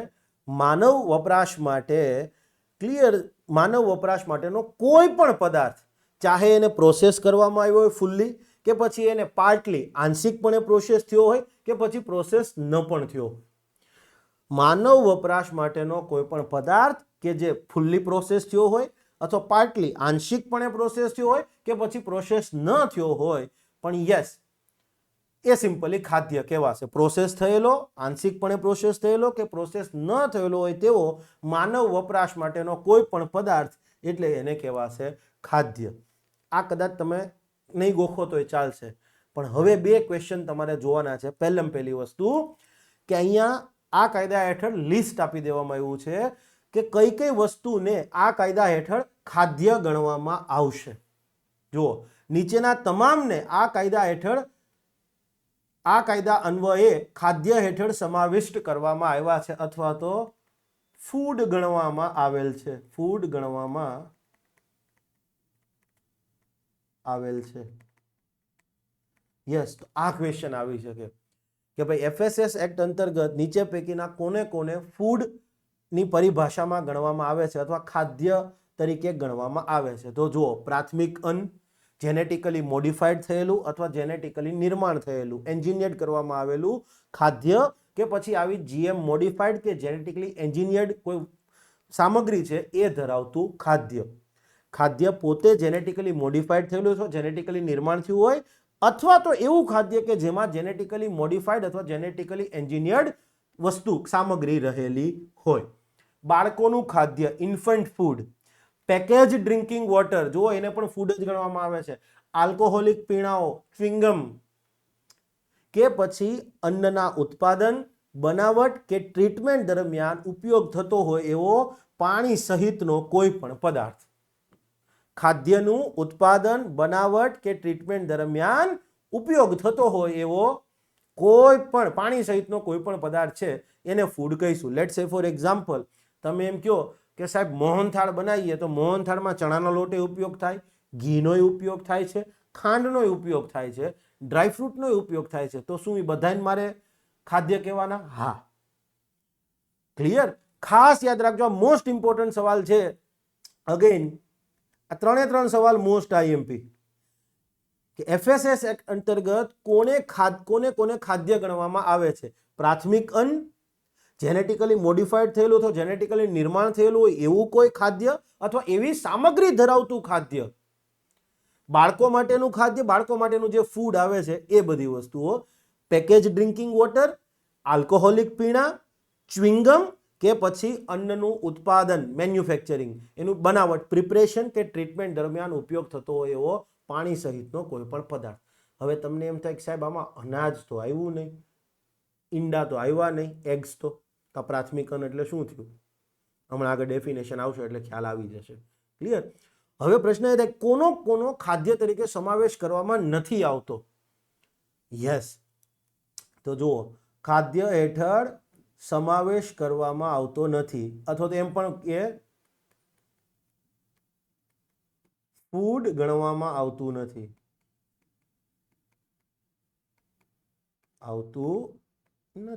સો સિમ્પલ. તો જુઓ, કેટલ ફીડ, પશુઓનો ચારો છે, પશુઓને ખાવા માટેની જે વસ્તુ છે એને તો આપણે ન જ ગણીએ ખાદ્ય. માનવ વપરાશ, તમે તો કીધું છે કે ચાહે પ્રોસેસ થયો હોય, નો થયો હોય કે અડધો પડધો પ્રોસેસ થયો હોય, પણ માનવ વપરાશ માણસને ખાવા માટેનું હોય. પશુચારો આપણે ખાઈ શકીએ? ખોળ ખાઈ શકીએ? નો જ ખાઈ શકીએ ને. તો પશુચારો ખાદ્યમાં નથી આવતો. જીવતા પશુઓ, યસ, જીવતા પશુઓ, લિવિંગ એનિમલ જે છે એ ફૂડ નથી ગણવામાં આવતા. પણ હવે તમને એમ થાય કે સાહેબ આપણે તો પેલું ચિકન, માછલી આ બધાને તો ફૂડમાં જ ગણીએ છીએ, ખાઈએ છીએ, ઘણા લોકો ખાતા હશે, પણ અહીં અપવાદ લખ્યો છે. જુઓ, સિવાય કે આવા જીવતા પશુઓને માનવ વપરાશ, માણસને ખાવા હેતુથી બજારમાં મૂકવા તૈયાર કરવામાં આવ્યા હોય અથવા તો પ્રોસેસ કરવામાં આવ્યો હોય. તમે મરઘા ઉછેર કેન્દ્રમાં જાય, ત્યાંથી તમે લ્યો છો ચિકન, જે ખાતા હોય, હો ભાઈ, હા, હું નથી ખાતો પણ મારા ઘણા બધા મિત્રો ખાય છે, માટે મને ખ્યાલ છે. ક્લિયર છે? યસ. તો આ બધી વસ્તુ, હવે ત્યાં તો ઓલરેડી માનવ વપરાશ, માણસ ખાય એના માટે તો ત્યાં કતલ કરવામાં આવે છે. ક્લિયર છે? તો ત્યાં રાખવામાં આવ્યા છે, ત્યાં જઈને આખું પ્રોસેસ કરવામાં આવ્યા છે. તો યસ, એને ફૂડ ગણીશું. બાકી નોર્મલી યસ, જીવતા પશુઓ છે, બરાબર, તમારા શેરીમાં કૂતરું હોય તો એને ખાદ્ય ના ગણાય, બરાબર છે, કબૂતર હોય તો એને ન ગણાય. યસ, આ તમને એટલા માટે એક્ઝામ્પલ આપવા પડે છે આવા, કે તમે લિંક કરી શકો. યસ, લણણી કરવામાં આવે એ પહેલાના પાકના છોડવાઓ, તમારા ઘઉં જે છે એ ખેતરમાં ઊભા હોય, લણણી કરો, એનું પ્રોસેસિંગ, થ્રેસિંગ બેસિંગ ને બધું થાય, પછી ઘઉં મળે, તો ઘઉં પછી એને ખાદ્ય કહીશું. પણ લણણી કર્યા પહેલા જ્યારે ખેતરમાં જ ઘઉં ઊભા છે, ક્લિયર છે, તો યસ, ત્યારે એના જે છોડવાઓ છે, ક્લિયર, એ ખાદ્ય ગણાશે નહીં. દવાઓ, ડ્રગ્સ, અહીંયા મેડિસિન નહીં, ડ્રગ્સ, આવો શબ્દ પ્રયોગ થયો છે. દવા ઉત્પાદનો, એક્ટિવ ફાર્મા ઇન્ગ્રેડિયન્ટ્સ, એવો શબ્દ પ્રયોગ થયો છે. એક્ટિવ એપીઆઈ, ડોક્ટર્સ લોકો ઇઝીલી સમજ જતા હશે. કોસ્મેટિક પદાર્થો કે પછી નશીલા કે માદક પદાર્થો, નાર્કોટિક ડ્રગ કે પછી સાયકોટ્રોપિક સબસ્ટેન્સ. નાર્કોટિક ડ્રગ કે સાયકોટ્રોપિક સબસ્ટેન્સ, એક કાયદો છે, narcotic drug and psychotropic substance act, એની હેઠળ એને પરિભાષિત કરવામાં આવ્યા છે, પણ આપણે કોઈ કામનું નથી. અગેન એક ક્વેશ્ચન છે, આ 3 ક્વેશ્ચન મોસ્ટ આઈએમપી હું માનું છું, અને હું લખીને દઈ રહ્યો છું. જુઓ તમને અહીંયા, જુઓ, એક આ તમારી નીચે તમને 3 લાઈન દેખાતી હશે. શું કહે છે? પેલા કીધું ખાદ્ય એટલે હું, તો કે ભાઈ માણસના વપરાશ માટે ઉપયોગ થતો હોય કોઈ પણ પદાર્થ, પ્રોસેસ થયો હોય, નો થયો હોય, કે પછી આંશિકપણે પ્રોસેસ થયો હોય. કોને કોને ખાદ્ય કહી દઈશું એ સમજી ગયા, કોને કોને ખાદ્યની વ્યાખ્યામાં નથી આવતું એ સમજી ગયા. આ સિવાય કેન્દ્ર સરકારને એક છૂટ આપી છે કે કેન્દ્ર સરકાર કોઈ પણ પદાર્થનો ઉપયોગ, એની પ્રકૃતિ, એનો અર્ક કે પછી એની ક્વોલિટી, ગુણવત્તા, એનો સબસ્ટેન્સ કે પછી એની ક્વોલિટી છે, એને ધ્યાનમાં રાખતા એ જે તે પદાર્થને આ કાયદા હેઠળ ખાદ્ય તરીકે જાહેર કરી શકે છે. કોઈ કેન્દ્ર સરકારને સત્તા આપી છે કે ચલો આ તો ખાદ્ય કહી દીધું, કાયદામાં તો કહી દીધું, પણ કાલ સવારે કોઈ એવી નવી વનસ્પતિ ઉદ્ભવી કે જે માણસમાં કેલ્શિયમની ખામી દૂર કરતી હોય, તો માણસની અંદર B12 પૂરેપૂરું પાડતી હોય, તો હવે આ તો સી બકથોર્નની બધું હમણાં આપણે જોઈએ છીએ. તો કેન્દ્ર સરકારને સત્તા આપી કે ભાઈ કોઈ પણ પદાર્થ છે, એનો ઉપયોગ, એની પ્રકૃતિ, એનો નેચર, એનો સબસ્ટેન્સ, એમાં રહેલો જે અર્ક છે, ક્લિયર છે, એની ક્વોલિટી છે એને ધ્યાનમાં રાખતા જો કેન્દ્ર સરકારને ઉચિત લાગે તો કેન્દ્ર સરકાર ગેજેટ નોટિફિકેશન બહાર પાડી અને એને આ કાયદા હેઠળ ખાદ્ય તરીકે જાહેર કરી શકશે. તો કોને સત્તા મળી છે? કેન્દ્ર સરકારને સત્તા છે, નહીં કે ફૂડ સેફ્ટી એન્ડ સ્ટાન્ડર્ડ ઓથોરિટીને. ઓપ્શન આવો હશે, નહીં કે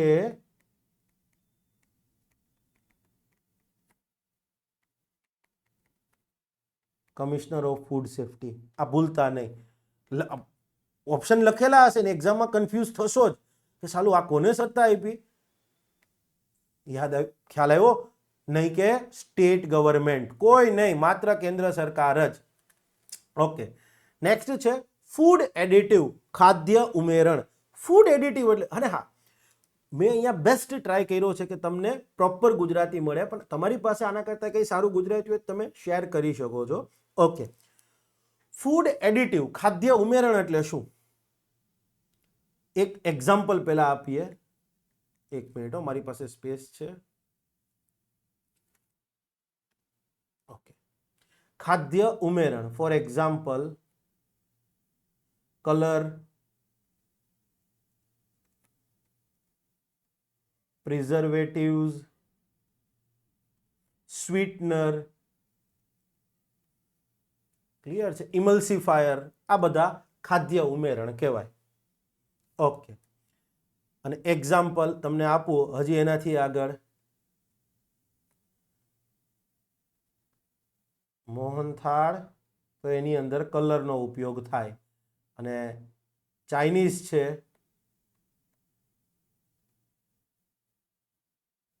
ચાઇનીઝ, એની અંદર MSG, આજીનો મોટો આપણે કહીએ છીએ ને, આજીનો મોટો, એનો ઉપયોગ થાય છે. તો તમે એક વસ્તુ વિચાર કરો, મોહનથાળનો કલર છે ને તમે રોજ ખાવ છો, આજીનો મોટો એમનેમ ખાવ ફાકડો ભરીને? નો જ ખવાય.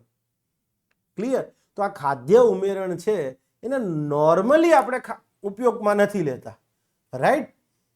પણ યસ, એને ખાદ્ય પદાર્થમાં એડ કરવામાં આવે. કેમ? તો કે મોહનથાળમાં સારો કલર દેખાય, ટેકનિકલ પર્પઝ થયો કે ભાઈ દેખાવમાં સરસ આવવું જોઈએ. આજીનો મોટો નાખવામાં આવે, શું કામ એને? તો કે એનો સ્વાદ સરસ થઈ જાય. ચાઇનીઝનો કોઈ પણ બેન દીકરી હોય, બરાબર છે, જમવાનું સારું બનાવતા ન આવડતું હોય, થોડોક આજીનો મોટો શાકમાં દાળમાં નાખ દો, અરે વાહ ભાઈ વાહ, બરાબર છે. યસ, હા, એટલે આ જસ્ટ ખાલી એક મજાકની વસ્તુ છે, બરાબર છે, કહેવાનો મતલબ આ છે. તો ફૂડ એડિટિવ એટલે શું? તો કે સિમ્પલી એવા કોઈ પણ પદાર્થ કે જેને નોર્મલી આપણે ખાવામાં ઉપયોગ ન લેતા હોય, નોર્મલી એને ખાદ્ય પદાર્થ તરીકે ન જ ઉપયોગમાં લેવામાં આવે, અથવા તો એ નોર્મલી ખાદ્ય પદાર્થમાં ઇન્ગ્રેડિયન્ટ, ઘટક તરીકે હોય જ નહીં. યસ, પણ એને શું કામ એનું એડ કરવામાં આવે? તો કે ટેકનિકલ હેતુથી એને એડ કરવામાં આવ્યા હોય તો એને સિમ્પલી ખાદ્ય ઉમેરણ. અરે આખું સ્પેસ, અરે બાપ રે, આખું પેજ જ હતું અહીંયા. ઓકે, કઈ વાંધો નહીં, ચાલો નેક્સ્ટ ટાઈમ પેજ નંબર આપવા પડશે. ઓકે, પહેલો ક્વેશ્ચન સેક્શન નંબર એનો પૂછાઈ શકે. સેક્શન 3, સબસેક્શન 1 અને ક્લોઝ કે. યસ, ખાદ્ય ઉમેરણ અર્થાત એવો કોઈ પણ પદાર્થ કે જેનો સામાન્યતઃ ખાદ્ય તરીકે, સામાન્યતઃ એને આપણે ખાવા તરીકે નથી ઉપયોગ કરતા, અથવા તો ખાદ્યના વિશેષ ઘટક તરીકે એનો વપરાશ ન થતો હોય. આપણે કલર હોય અથવા MSG છે એનો કંઈ ખાવામાં ઉપયોગ કરી, અથવા તો કંઈ સ્પેશિયલ ઘટક તરીકે રોજ ઉપયોગ કરીએ, નથી જ કરતા. અને યસ, આવા પદાર્થમાં પોષક મૂલ્ય, ન્યુટ્રિયન્ટ વેલ્યુ છે કે નહીં એની પરવા નથી કરતા, માત્ર ટેકનિકલ હેતુથી. મોહનથાળની અંદર કલર, દેખાવ સારો દેખાવ, યસ, અને સ્વાદ વધારવા, ટેકનિકલ હેતુ થયો.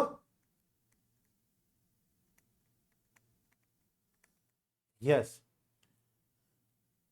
માત્ર ટેકનિકલ હેતુથી એનો ઉપયોગ થાય છે તો એને કહીશું ખાદ્ય ઉમેરણ.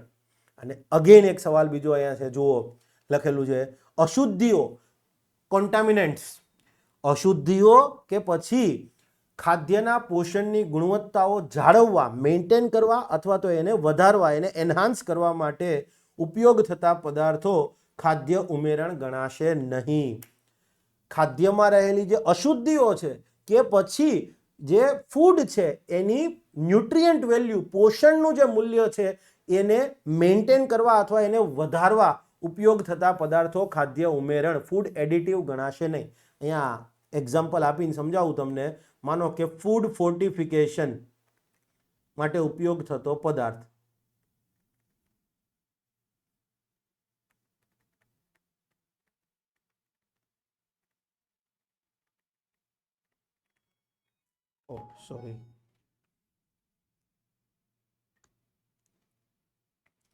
ફૂડ ફોર્ટિફિકેશન માટે ઉપયોગ થતો પદાર્થ. હવે માનો કે આપણને ખબર છે કે ફોર્ટિફાઈડ મીઠું, ફોર્ટિફાઈડ લોટ ને આજે એવું બધું બનવા માંડ્યું છે. તો હવે એમાં કોઈ વસ્તુ એડ થાય લોટની અંદર કે એના પોષક તત્વો વધારવા માટે કે પોષક તત્વો મેન્ટેન કરવા માટે, તો યસ, એવી વસ્તુ ફૂડ એડિટિવ ગણાશે નહીં. આ સવાલ આવી શકે. યસ, નીચે એફએસએસ એક્ટ અંતર્ગત નીચે પૈકી કોને ફૂડ એડિટિવ ગણવામાં આવતું નથી? ખાદ્ય પદાર્થમાં રહેલી અશુદ્ધિ, બીજું ખાદ્ય એવો કોઈ પદાર્થ કે જે ખાદ્ય પદાર્થમાં એડ થયો, એનો પર્પઝ શું છે? તો એના પોષણનું મૂલ્ય, પોષણની ગુણવત્તા, ન્યુટ્રિયન્ટ ક્વોલિટી મેન્ટેન કરવા અથવા વધારવા માટે, તો એને આપણે ફૂડ એડિટિવ ગણીશું નહીં. ફૂડ એનાલિસ્ટ, તો સેક્શન 45 હેઠળ નિયુક્ત થયેલા એનાલિસ્ટ, વિશ્લેષક. સિમ્પલી ફૂડ ઓથોરિટી, તો કે સિમ્પલી સેક્શન 4 અન્વયે ગઠિત થયેલ food safety and standard authority of India. Simple. Okay. Food business, ખાદ્ય કારોબાર. યસ, આ પૂછાઈ શકે. સેક્શન 3 સબસેક્શન 1 ક્લોઝ એન જ છે ને? હા. ઓકે. હવે અહીંયા કેવા શું માંગે છે? ફૂડ બિઝનેસ એટલે શું? લોજિકલી વિચારો જી, તમે સિમ્પલ વિચારો. ખાદ્ય બિઝનેસ એટલે શું? તો સિમ્પલી કોઈ પણ ખાદ્ય પદાર્થ છે, ક્લિયર છે, એનું ઉત્પાદનની કામગીરી છે, એને બનાવવાની કામગીરી, એનું પ્રોસેસિંગ કરવાની કામગીરી, એના ટ્રીટમેન્ટની કામગીરી, ક્લિયર, એનો આયાત કરવાની પ્રવૃત્તિ છે, એમાં સંકળાયેલી કોઈ પણ પ્રવૃત્તિ કરતું હોય એવું કોઈ પણ એકમ, એવી કોઈ પણ કંપની, એને સિમ્પલી કહીશું ખાદ્ય કારોબાર. ફૂડ જે છે, ખાદ્ય છે, એનું મેન્યુફેક્ચરિંગ, યસ, એની બનાવટ, પ્રિપરેશન, ઉત્પાદન, બનાવટ, એનું પ્રોસેસિંગ, યસ, કે પછી એને આયાત કરવાની વાત હોય, એના ટ્રીટમેન્ટની વાત હોય, આમાં આ 5-6 પ્રવૃત્તિ સાથે સંકળાયેલી હોય એવી કોઈ પણ કામગીરી કરતું હોય, ક્લિયર છે, એવી કંપની, એવું ઉપક્રમ, એટલે સિમ્પલી ખાદ્ય કારોબાર. હવે આવું ઉપક્રમ, આવી કંપની છે, એ નફા માટે હોય કે પછી ન હોય એની પરવા નથી કરવાની. સરકારી છે કે પછી ખાનગી છે એની એ તમારે પરવા નથી કરવાની. સિમ્પલી જો ખાદ્યના ઉત્પાદન, પ્રોસેસિંગ, પેકેજિંગ, સંગ્રહ, સ્ટોરેજ, પરિવહન, વહેંચણી કે આયાત ના કોઈ પણ તબક્કા સંબંધિત કોઈ પણ પ્રકારની કામગીરી કે પ્રવૃત્તિ કરતું હોય એવું નફા માટે હોય કે ન હોય, whether for profit or not, whether it is a public enterprises or private enterprises. Yes, કોઈ પણ પ્રકારનું ઉપક્રમ, કંપની, સિમ્પલી એટલે કહેવાય અન્ન કારોબાર અથવા તો ખાદ્ય કારોબાર. ઓકે. અહીંયા બીજી એક વસ્તુ છે, જુઓ. હવે તમને એમ થાય કે સાહેબ તો જે વ્યક્તિ વેચતા હોય એ નહીં ગણાય? જો લાઈન લખેલી જ છે. ખાદ્ય સેવાઓ, કેટરિંગ સેવાઓ કે પછી ખાદ્ય અને ખાદ્ય ઘટકોનું વેચાણ પણ ફૂડ બિઝનેસ જ ગણાશે. ચાહે કેટરિંગ સેવા આપતા હોય, માનો કે આ લગ્ન પ્રસંગે કેટરિંગ, કેટરસ, યસ. ખાદ્ય સેવાઓ સિમ્પલી આ હોટલો ને એ બધી વસ્તુઓ, હોટલો ફૂડ સેફ્ટી ના મેન્ટેન કરે તો હાલે? ન હાલે. હોટેલ, ઢાબાઓ, રેસ્ટોરન્ટ, કાયદામાં તમે જુઓ પરિભાષા કેવી ઉપયોગ થઈ? Catering services. That is a different, catering services different થઈ. ખાદ્ય અને ખાદ્ય ઘટકોનું વેચાણ પણ ફૂડ બિઝનેસ જ ગણાશે. તમે મોહનથાળ વેચતા હો કે પછી મોહનથાળ માટેનો કલર વેચતા હો, એ ખાદ્ય કારોબાર જ ગણાય. Point is clear. Food business એટલે શું અને એમાં કઈ કઈ પ્રવૃત્તિઓ આવે આ યાદ રાખજો. ઓકે. હવે નેક્સ્ટ છે ફૂડ બિઝનેસ ઓપરેટર. ઓપરેટર એટલે શું? જે તે વસ્તુ ચલાવતો હોય. તો અહીંયા પણ એવું જ છે, ફૂડ બિઝનેસ ચલાવતો હોય એવો વ્યક્તિ અથવા તો ફૂડ બિઝનેસનો માલિક હોય એવો વ્યક્તિ. ફૂડ બિઝનેસ ચલાવતો હોય કાં તો ફૂડ બિઝનેસનો માલિક હોય એવો વ્યક્તિ કે જે આ બેમાંથી એક શરત, કાં તો એ ફૂડ બિઝનેસ ઓપરેટ કરે છે અથવા તો એ ઓન કરે છે અને આ કાયદાની FSS એક્ટ એની હેઠળ બનાવેલા નિયમો અને વિનિયમોની સાથે અનુપાલન જાળવવું જેની જવાબદારી હોય એવો વ્યક્તિ કહીશું ફૂડ બિઝનેસ ઓપરેટર.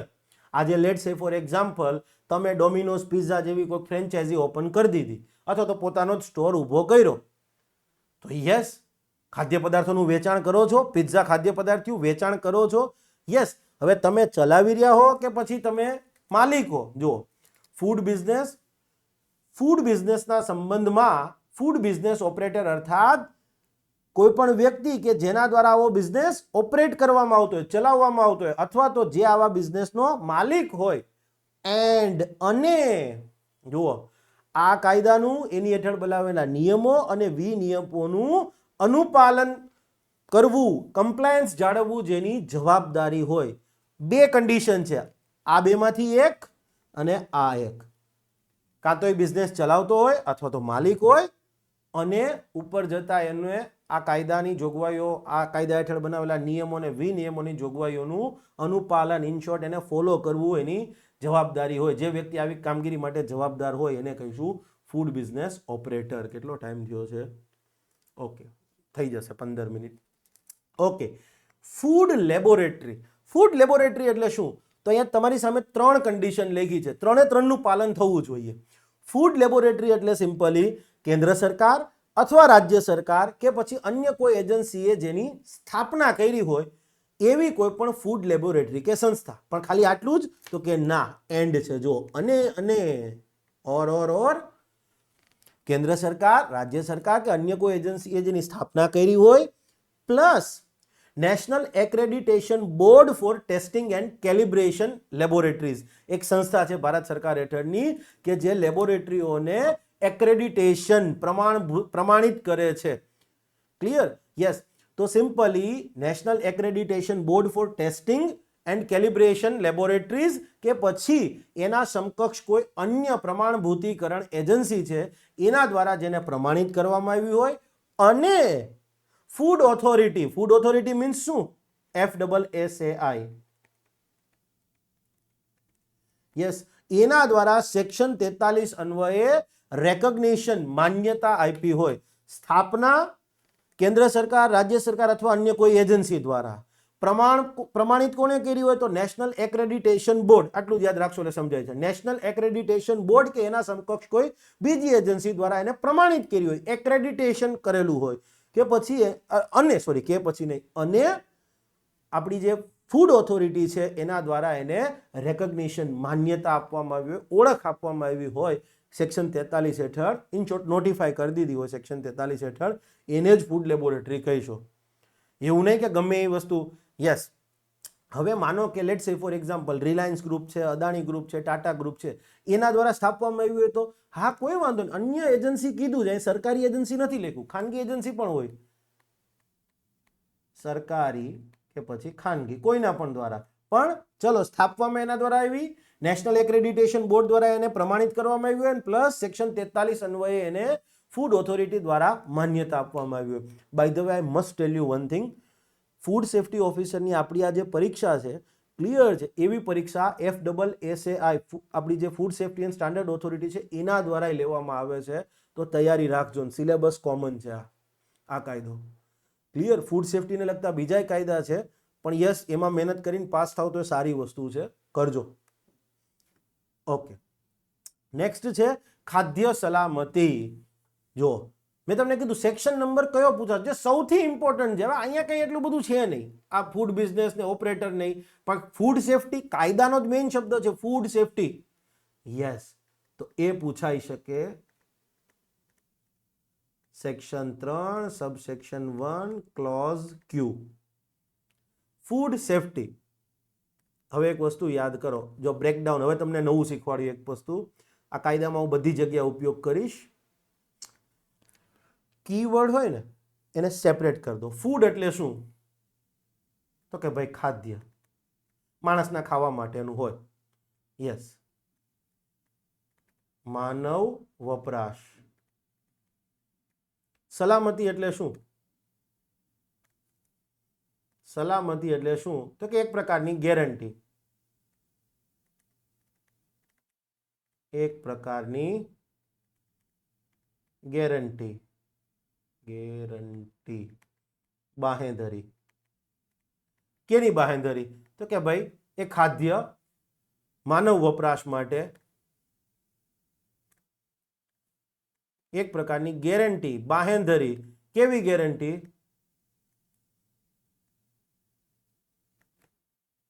તો કે આ ખાદ્ય માનવ વપરાશ માટે સલામત છે, એવી ગેરંટી. કોઈ પણ ફૂડ સેફટી એટલે સિમ્પલી એક પ્રકારની ખાતરી. જો લખ્યું છે એક પ્રકારની ખાતરી કે જે તે ફૂડ એનો જે ઉદ્દેશ્ય છે એ અનુસાર માનવ વપરાશ, માણસ દ્વારા ઉપયોગ કરવા માટે સ્વીકાર્ય છે, એક્સેપ્ટેબલ છે.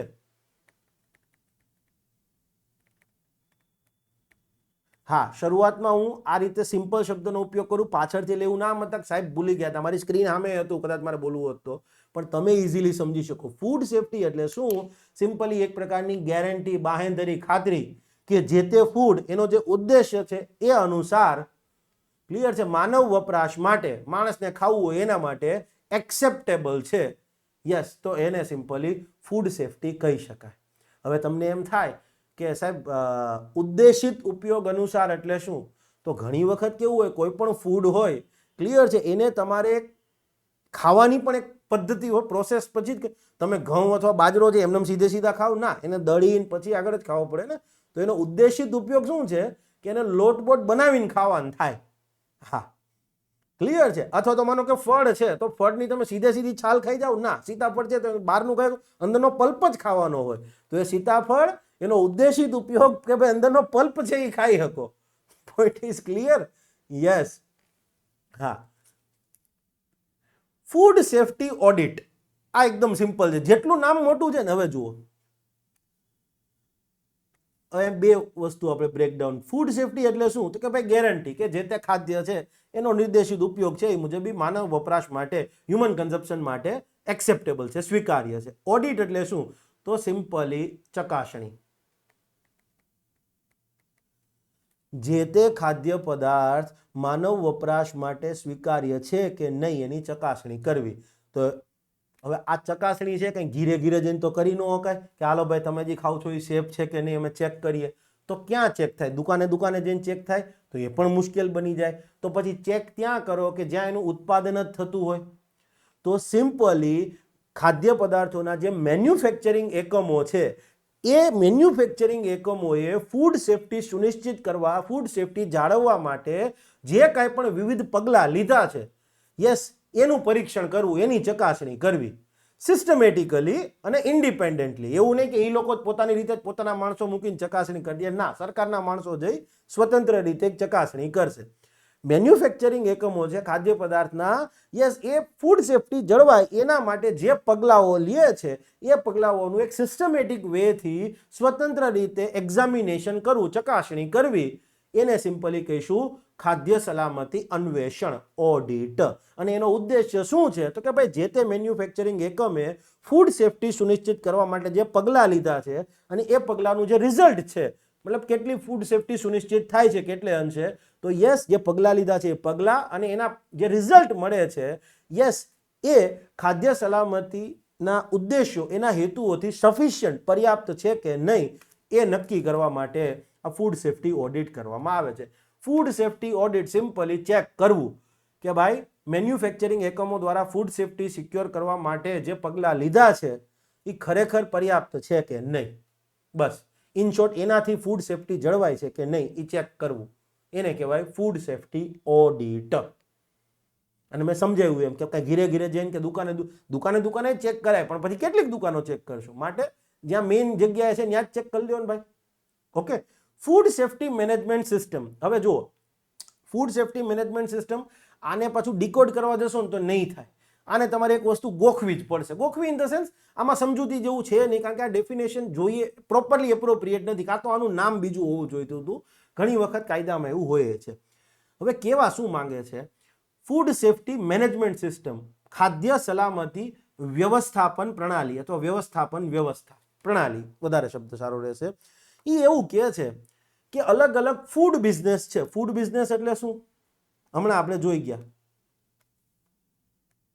કે ભાઈ ખાદ્ય પદાર્થો છે, એનું ઉત્પાદન, એની બનાવટ, ક્લિયર છે, એનું ટ્રાન્સપોર્ટેશન, એનું સ્ટોરેજ, યસ, એને આયાત કરવાની, આ બધી પ્રવૃત્તિમાં ક્લિયર છે જે પણ કામગીરી કરવામાં આવે ઉપક્રમ દ્વારા, ચાહે નફા માટે, કોઈ પણ કંપની દ્વારા નફા માટે હોય કે ન હોય, જાહેર હોય કે ખાનગી હોય, તો ઇન શોર્ટ આ બધી જે ફૂડ ને લગતી કામગીરી કરતી હોય એવી જે કંપનીઓ છે એના દ્વારા ક્લિયર છે ગુડ મેન્યુફેક્ચરિંગ પ્રેક્ટિસ, સારી મેન્યુફેક્ચરિંગ પદ્ધતિ, ગુડ હાઇજીન પ્રેક્ટિસ, સારી સ્વચ્છતા પદ્ધતિ, hazard analysis and critical control point. હવે આ શું કહેવા માંગે છે? કંઈક જોખમ રહેલું હોય, ક્લિયર છે, સ્વાભાવિક છે કે કોઈ પણ ફૂડ પ્રોસેસિંગ ઇન્ડસ્ટ્રી હોય તો ત્યાં હેઝાર્ડ બી રહેલા હોય ને. આપણે ઘણી વખત જોઈએ છીએ કે ભાઈ બોટલની જે કોલ્ડ ડ્રિંકની બોટલો છે એમાં કોઈ કેમિકલ લોચો થઈ જાય તો તરત ને તરત પાછી બોલાવી લેવામાં આવે. કેમ? હેઝાર્ડ જોખમ રહી ગયું હોય ને. યસ, તો આ બધી hazard analysis and critical control point કે પછી વિનિયમો દ્વારા નિર્દેશિત કરવામાં આવી હોય એવી પદ્ધતિઓ સ્વીકાર કરવામાં આવે. ઇન શોર્ટ ફૂડની કામગીરી કરતી હોય એવી વિવિધ કંપનીઓ છે, ક્લિયર છે, કે પછી કેટરિંગ સેવા, ફૂડ સર્વિસીસ કે ખાદ્ય પદાર્થનું વેચાણ કરતી હોય કે ખાદ્ય ઘટકોનું વેચાણ કરતા હોય એવા એકમો દ્વારા good manufacturing practice, good hygiene practice, hazard analysis, critical control point કે પછી વિનિયમોથી નિર્દેશિત કર્યું હોય એવી પદ્ધતિઓ સ્વીકારવામાં આવે તો એને કહીશું ફૂડ સેફ્ટી મેનેજમેન્ટ સિસ્ટમ. હું બહુ જવાબદારી સાથે કહી શકું છું આનું ટાઇટલ આ ન જ હોવું જોઈએ. ડિટેલમાં નહીં જઈએ, પણ yes, late say for example તમે એમ કહો કે સાહેબ મારા ગામનો દુકાનદાર છે, અનાજનું વેચાણ કરે છે અને એ પોતાને ત્યાં એવું આખું સ્ટોર હાઉસ બનાવે છે કે એમાં કોઈ ઉંદર બુંદર આવી ના શકે, કરોડિયા બરોડિયા ન આવે, અથવા તો ચલો આવે તો એને પ્રોપર મેન્ટેન કરતો હોય કે જેથી અનાજ પર કાંઈ પણ બરાબર છે જોખમ ન રહે, તો એને ફૂડ સેફ્ટી મેનેજમેન્ટ સિસ્ટમ કહી શકાય? હા, કહી શકાય. ક્લિયર છે? યસ, હોટલવાળો છે તો હોટલવાળો એનું પોતાનો જે કાચો માલ જ્યાં રાખતો હોય ત્યાં પ્રોપર વેન્ટિલેશન, ક્લિયર છે, જીવાત ન આવે એ પ્રકારની આખી સિસ્ટમ ઊભી કરી હોય તો એને ફૂડ સેફ્ટી મેનેજમેન્ટ સિસ્ટમ કહી શકાય? હા, કહી શકાય. Good hygiene practice, good manufacturing practice. Even તમે હોટલની અંદર જે બનાવી રહ્યા હોય એ વાળ પહેરી લીધા, વાળ ઉપર એને પેલું કેપ પહેરેલી હોય, હાથમાં બધું મોજા ગ્લવ્સ નહીં પહેરેલું હોય, ક્લિયર છે, આ પણ એક પ્રકારની ફૂડ સેફ્ટી મેનેજમેન્ટ સિસ્ટમ જ કહી શકાય, good manufacturing practice. Point is clear? Yes. Food safety officer section 37 અન્વયે નિયુક્ત થયેલા અધિકારીઓ. ઇમ્પોર્ટ એટલે શું? શેનું ઇમ્પોર્ટ કરવાનું? બંદૂકોનું, હથિયારોનું, ન્યુક્લિયર ટેકનોલોજીનું? ઓબ્વિયસલી ફૂડની વાત કરીએ તો ફૂડ જ હશે. તો કે સિમ્પલી બાય એર, હવાઈ માર્ગે, બાય લેન્ડ, ભૂમિ માર્ગ ઉપર, કે બાય સી, દરિયાઈ માર્ગ ઉપર, દરિયાઈ માર્ગ મારફતે કોઈ પણ ખાદ્ય પદાર્થને ભારતમાં લાવવાની કામગીરી છે એને આપણે આયાત કહીશું. ભારતમાં 32, 87, 263 ગમે ત્યાં by air, by sea or by land કોઈ પણ ખાદ્ય પદાર્થ લઈ આવવામાં આવે તો એને કહીશું ઇમ્પોર્ટ. ક્લિયર? યસ. હેઝાર્ડ, જોખમ, આ સમજવા જેવી વસ્તુ છે. સેક્શન નંબર પહેલા યાદ રાખશું. Section 3 subsection 1 clause U. Hazard. એક વાત કહું, હેઝાર્ડ એટલે શું? અહીંયા બે પરિસ્થિતિની જ વાત કરી છે. બે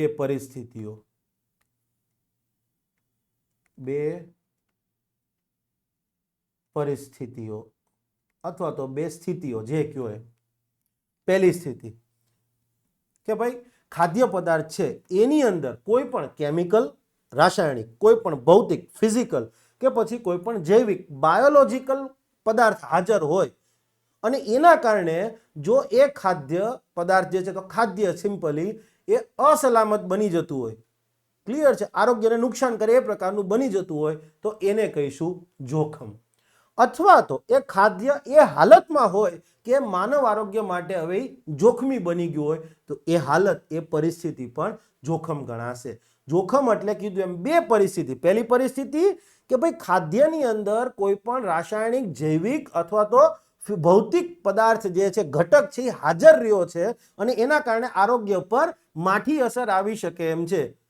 તો યસ, એ પણ જોખમની સ્થિતિ થઈ, પરિસ્થિતિ થઈ. અથવા તો ખાદ્ય એવી હાલતમાં હોય, એવી કન્ડિશનમાં હોય કે જેને લીધે આરોગ્ય પર માઠી અસર થઈ શકે એમ હોય તો આ બંને પરિસ્થિતિ જોખમ ગણાશે. Okay, late say for example, ખોરાક છે એ 5-6 દિવસનો હોય તો પછી એની હાલત શું થઈ જાય? માણસને જોખમ જ રહે ને. Yes. Improvement notice. Improvement notice એટલે શું? તો કે સેક્શન 32 હેઠળ ઇસ્યુ થતી નોટિસ. આપણે ડિટેલમાં ભણવાનું આવશે. ડેઝિગ્નેટેડ ઓફિસરને એવું લાગે કે કોઈ પણ ફૂડ બિઝનેસ દ્વારા આ કાયદા હેઠળ જે વિનિયમો બનાવ્યા છે એની જોગવાઈઓનું પાલન નથી થતું, એટલે સીધું કહી દે કે ભાઈ તમે ફૂડનો ધંધો કરો છો પણ આ વિનિયમોની જોગવાઈ મુજબ તમારે જે પાલન કરવાનું છે નથી કરતા, અમને એવું લાગે છે કે તમે નથી કરતા, આ કારણથી કરો ભાઈ, આટલો તમારે ફેરફાર કરવો પડશે. આવશે ત્યારે જોઈશું. નેક્સ્ટ છે ઇન્ફન્ટ ફૂડ અને ઇન્ફન્ટ મિલ્ક સબસ્ટિટ્યુટ. બાળકોનું ખાદ્ય અને બાળકોના ઇન્ફન્ટ દૂધ માટેનો વિકલ્પ. હવે આ યાદ રાખવાની જરૂર નથી માટે અહીંયા કંઈ નહીં કરીએ. સિમ્પલી ભારત સરકારનો એક કાયદો છે અને એ કીધું છે કે એ કાયદામાં જે રીતે વ્યાખ્યાયિત કર્યું છે એ જ અહીંયા રહેશે, આપણે કોઈ કરવાની જરૂર નથી. ઇન્ગ્રેડિયન્ટ, ઘટક તત્વ. ઇન્ગ્રેડિયન્ટ એટલે શું? વિચાર કરો જી. ઓકે, લેટ્સ સે ફોર એક્ઝામ્પલ મોહનથાળ. તમે કાજુ કતરી ભાવતી હોય તો કાજુ કતરી એ લેજો. તો સાહેબ તમને મોહનથાળ ભાવે છે? ભાવે તો છે પણ હું શુગરના કારણે ખાઈ નથી શકતો.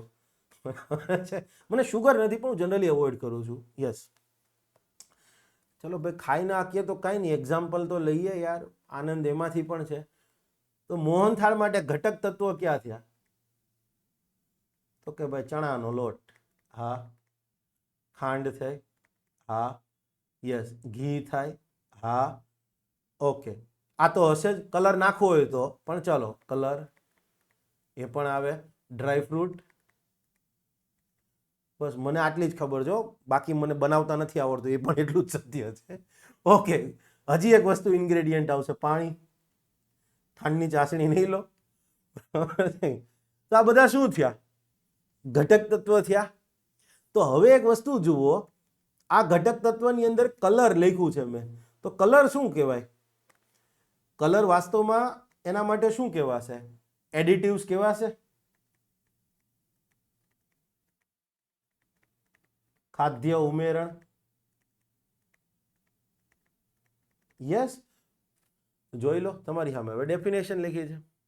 ખાદ્ય ઉમેરણ સહિતનો કોઈ પણ પદાર્થ, ખાદ્ય ઉમેરણ સહિતનો કોઈ પણ પદાર્થ કે જે ખાદ્ય પદાર્થના ઉત્પાદન અથવા બનાવટમાં ઉપયોગ થતો હોય. આ બધાય ખાદ્ય ઉમેરણ સહિતનો કોઈ પણ પદાર્થ કે જે ખાદ્ય પદાર્થના મેન્યુફેક્ચરિંગ, ઉત્પાદન કે પછી બનાવટમાં ઉપયોગ થતો હોય અને અંતિમ ઉત્પાદનમાં તે સંભવતઃ બદલાયેલ સ્વરૂપે હાજર હોય. આ બધી વસ્તુ અંતિમ ઉત્પાદનમાં હાજર હશે. માનો કે લેટ્સ સે ફોર એક્ઝામ્પલ ખાંડ છે, તો ખાંડ અને પાણી ભેગું કરીને ચાસણી બનાવી, એ ચાસણીવાળું લિક્વિડ થયું, એમાં લોટ જે છે એ ઘીમાં શેક્યો હશે પછી નાખી દીધો હશે, તો ફોર્મેટ તો બદલાઈ ગયું ને અંતિમ. યસ, કલર એ છે, તો કલર સીધો પહેલા તો પાવડર ફોર્મમાં હશે પણ એને કલર ચાસણીમાં નાખી. Point is clear?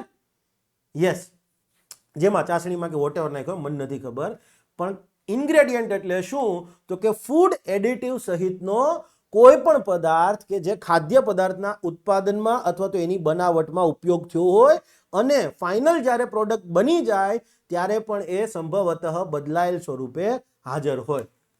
હવે કલર છે તો બદલાઈ ગયો ને પાવડરમાંથી, ખબર નહીં. ખાંડ છે તો એમનેમ ખાંડ, તો કાચી ખાંડ તો કકડ થાય, મોહનથાળમાં કોઈ દી થઈ? સ્વરૂપ બદલાઈ ગયું. ચણાનો લોટ એમનેમ જુઓ તો તમને ના ભાવે, પણ શેકાઈ ગયા પછી હા મજા આવે. અને હા, મોહનથાળ મને કંઈ એવું નથી, પણ મેં કાયદામાં એવું એક્ઝામ્પલ સેટ કર્યું છે કે જે નેક્સ્ટ સેક્શન, જેટલા બી સેક્શન છે બધી જગ્યાએ વેલિડ રે માટે અહીંયા રાખ્યું છે. હા, અને બકાયદા એક કંદોઈને પૂછવામાં આવ્યું છે કે ભાઈ મોહનથાળ બનાવવા માટે બેઝિક શું શું જોઈએ, તો એ કે પણ આ જોઈએ, પણ એ કે કલર નાખો તોય ચાલે, ન નાખો તોય ચાલે, ડ્રાયફ્રૂટ નાખો તોય ચાલે, ન નાખો તોય ચાલે. પણ yes, just part of joke. Next છે લેબલ. લેબલ એટલે શું? સેક્શન નંબર લખી દઉં છું. Section 3, yes, subsection 1 clause Z.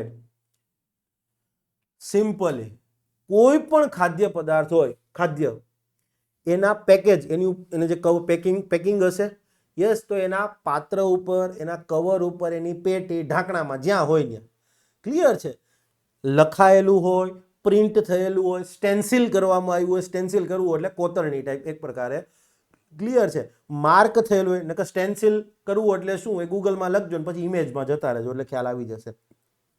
ખાદ્ય પદાર્થનું જે પેકેજ છે એના પાત્ર ઉપર, એના કવર, એની પેટી, એના ઢાંકણા ઉપર લખાયેલું, પ્રિન્ટ થયેલું, સ્ટેન્સિલ થયેલું, માર્ક થયેલું, એમ્બોસ થયેલું, ઉપસાવેલું, ગ્રાફિક સ્વરૂપે મુકાયેલું, તાણા પાડીને અંકિત કરાયેલું, પરફોર્ટેડ, કે પછી સ્ટેમ્પિંગ કરેલું હોય, કે પછી એટેચ કરવામાં આવ્યું, જોડવામાં આવ્યું હોય, એવું કોઈ પણ ટ્રેગ, બ્રાન્ડ, ચિહ્ન, ચિત્ર કે વર્ણન એટલે સિમ્પલી લેબલ. અને પ્રોડક્ટની અંદર દાખલ કરાયેલ વિગત પણ લેબલ જ કહેવાશે. પાર્લેજી બિસ્કિટ ખોલીને જોઈ લેજો, ઉપર લખાઈને આવે છે ને પાર્લેજી. બ્રિટાનિયામાં કદાચ આવતું હોય તો મને નથી ખબર, પણ પાર્લેની તો મને ચોક્કસ ખ્યાલ છે. ક્લિયર છે? યસ, તો એ લેબલ જ કહેવાય. અને આ કોઈ ગોખવાની જરૂર નથી. કદાચ યાદ રાખવું હોય તો સેક્શન યાદ રાખજો, લેબલ, તો કે સેક્શન 3(1) ક્લોઝ Z. ક્લિયર? અને અહીંયા તમારો આ લેક્ચર 1 પૂરો થાય છે. મેં કીધું તો અંદાજે 1.5 કલાક જેવું થશે. હજી નેક્સ્ટ લેક્ચરે આવો જ થશે 1.5 કલાક જેટલો. રીઝન એ છે આ કરવાનું કે મારે તમને સમજૂતી આપવી છે. હવે તમને ખાલી એક વસ્તુ વિચાર કરો, ઇન્ગ્રેડિયન્ટ એવું શબ્દ બોલું તો તમે સીધું યાદ રાખશો કે મોહનથાળ, ચણાનો લોટ, ઘી, ખાંડ, કલર, ડ્રાયફ્રૂટ ને પાણી. તો ઇન્ગ્રેડિયન્ટ એટલે શું? તો કે ફૂડ એડેટિવ સહિતનો, ખાદ્ય ઉમેરણ સહિતનો કોઈ પણ પદાર્થ કે જે ખાદ્ય પદાર્થના બનાવટ કે ઉત્પાદન, પ્રિપરેશન કે પછી મેન્યુફેક્ચરિંગમાં ઉપયોગ થતો એ કામગીરીમાં અને અંતિમ ઉત્પાદનમાં સંભવતઃ બદલાયેલ સ્વરૂપે પણ હાજર હોય. અશુદ્ધિ કહે તો પેલું સીધું ખેતરનું ઉદાહરણ યાદ રાખવાનું કે દૂષિત પાણીથી શાકભાજી ઉગાડ્યા કે પછી ક્લિયર છે ખેતરમાં દવાનો છંટકાવ કર્યો. તો કે સિમ્પલી ખાદ્ય પદાર્થમાં ઉમેરવામાં આવ્યો હોય કે ન આવ્યો હોય એની પરવા કર્યા વગર, ઉમેરવામાં આવ્યો હોય કે ન આવ્યો હોય છતાં એ હાજર હોય. કેમ? તો કે પર્યાવરણીય અશુદ્ધિના કારણે, એન્વાયરમેન્ટલ કોન્ટામિનેશનના કારણે, મેં સમજાવ્યું તમને આખી લાઈન ક્લિયર કરીને, અથવા તો એના manufacturing, processing, packaging, transportation, handling એ દરમિયાન એડ થયો હોય. એડલ્ટ્રેશન એટલે તો કે સિમ્પલી મેં તમને એક્ઝામ્પલ કીધું હતું કે દૂધની અંદર પાણી, યુરિયા, ડિટર્જન્ટ, પાણી નાખો તો શું થાય? નુકસાન નહીં કરે પણ હલકી ગુણવત્તાનું થઈ જશે. Yes, okay. ડિટર્જન્ટના કારણે અસલામત થઈ જશે. તો કે સિમ્પલી ખાદ્યમાં હોય એવો કોઈ પણ પદાર્થ અથવા તો સિમ્પલ કોઈ પણ પદાર્થ કે જે ખાદ્યને અસલામત બનાવે, હલકી ગુણવત્તાનું, સબસ્ટાન્ડર્ડ બનાવે કે પછી એને મિસબ્રાન્ડ બનાવે. મિસબ્રાન્ડ તમને નહીં ખબર, હમણાં થોડી વારમાં આવશે. ઇન ચોટી હલકી ગુણવત્તાનું થશે at the end of day. બનાવે કે પછી કોઈ પણ ખાદ્ય પદાર્થ કે જેમાં બાહ્ય તત્વો હાજર રહેલા હોય તો એ સિમ્પલી કહેવાશે એડલ્ટ્રેન્ટ. Point is clear? આ રીતે ધીમે ધીમે જઈશું. 2 લેક્ચર તો હજી થવાના જ છે ધીમે. આશા છે કે તમને આ વિગત ક્લિયર હશે. તમારો રિવ્યૂ ચોક્કસપણે આપજો. અને ઘણા બધા લોકો એવું કહેતા હતા કે સાહેબ તમને ડેમો આપો, મને ડેમો આપો. આશા છે કે આ ડેમો ઇનફ થઈ રહેશે. ડોન્ટ વરી, હજી એક વિડીયો જે છે ડેફિનેશનનો એ ડેમો સ્વરૂપે આપવાનો ઈચ્છા છે, અથવા તો જોઈશું કંઈ પણ. હોપફુલી ક્લિયર હશે તમને વાત. Thank you. જય હિન્દ, જય જય ગરવી ગુજરાત. મારો દેશ, મારી પહેચાન, મારું રાજ્ય, મારું સ્વાભિમાન.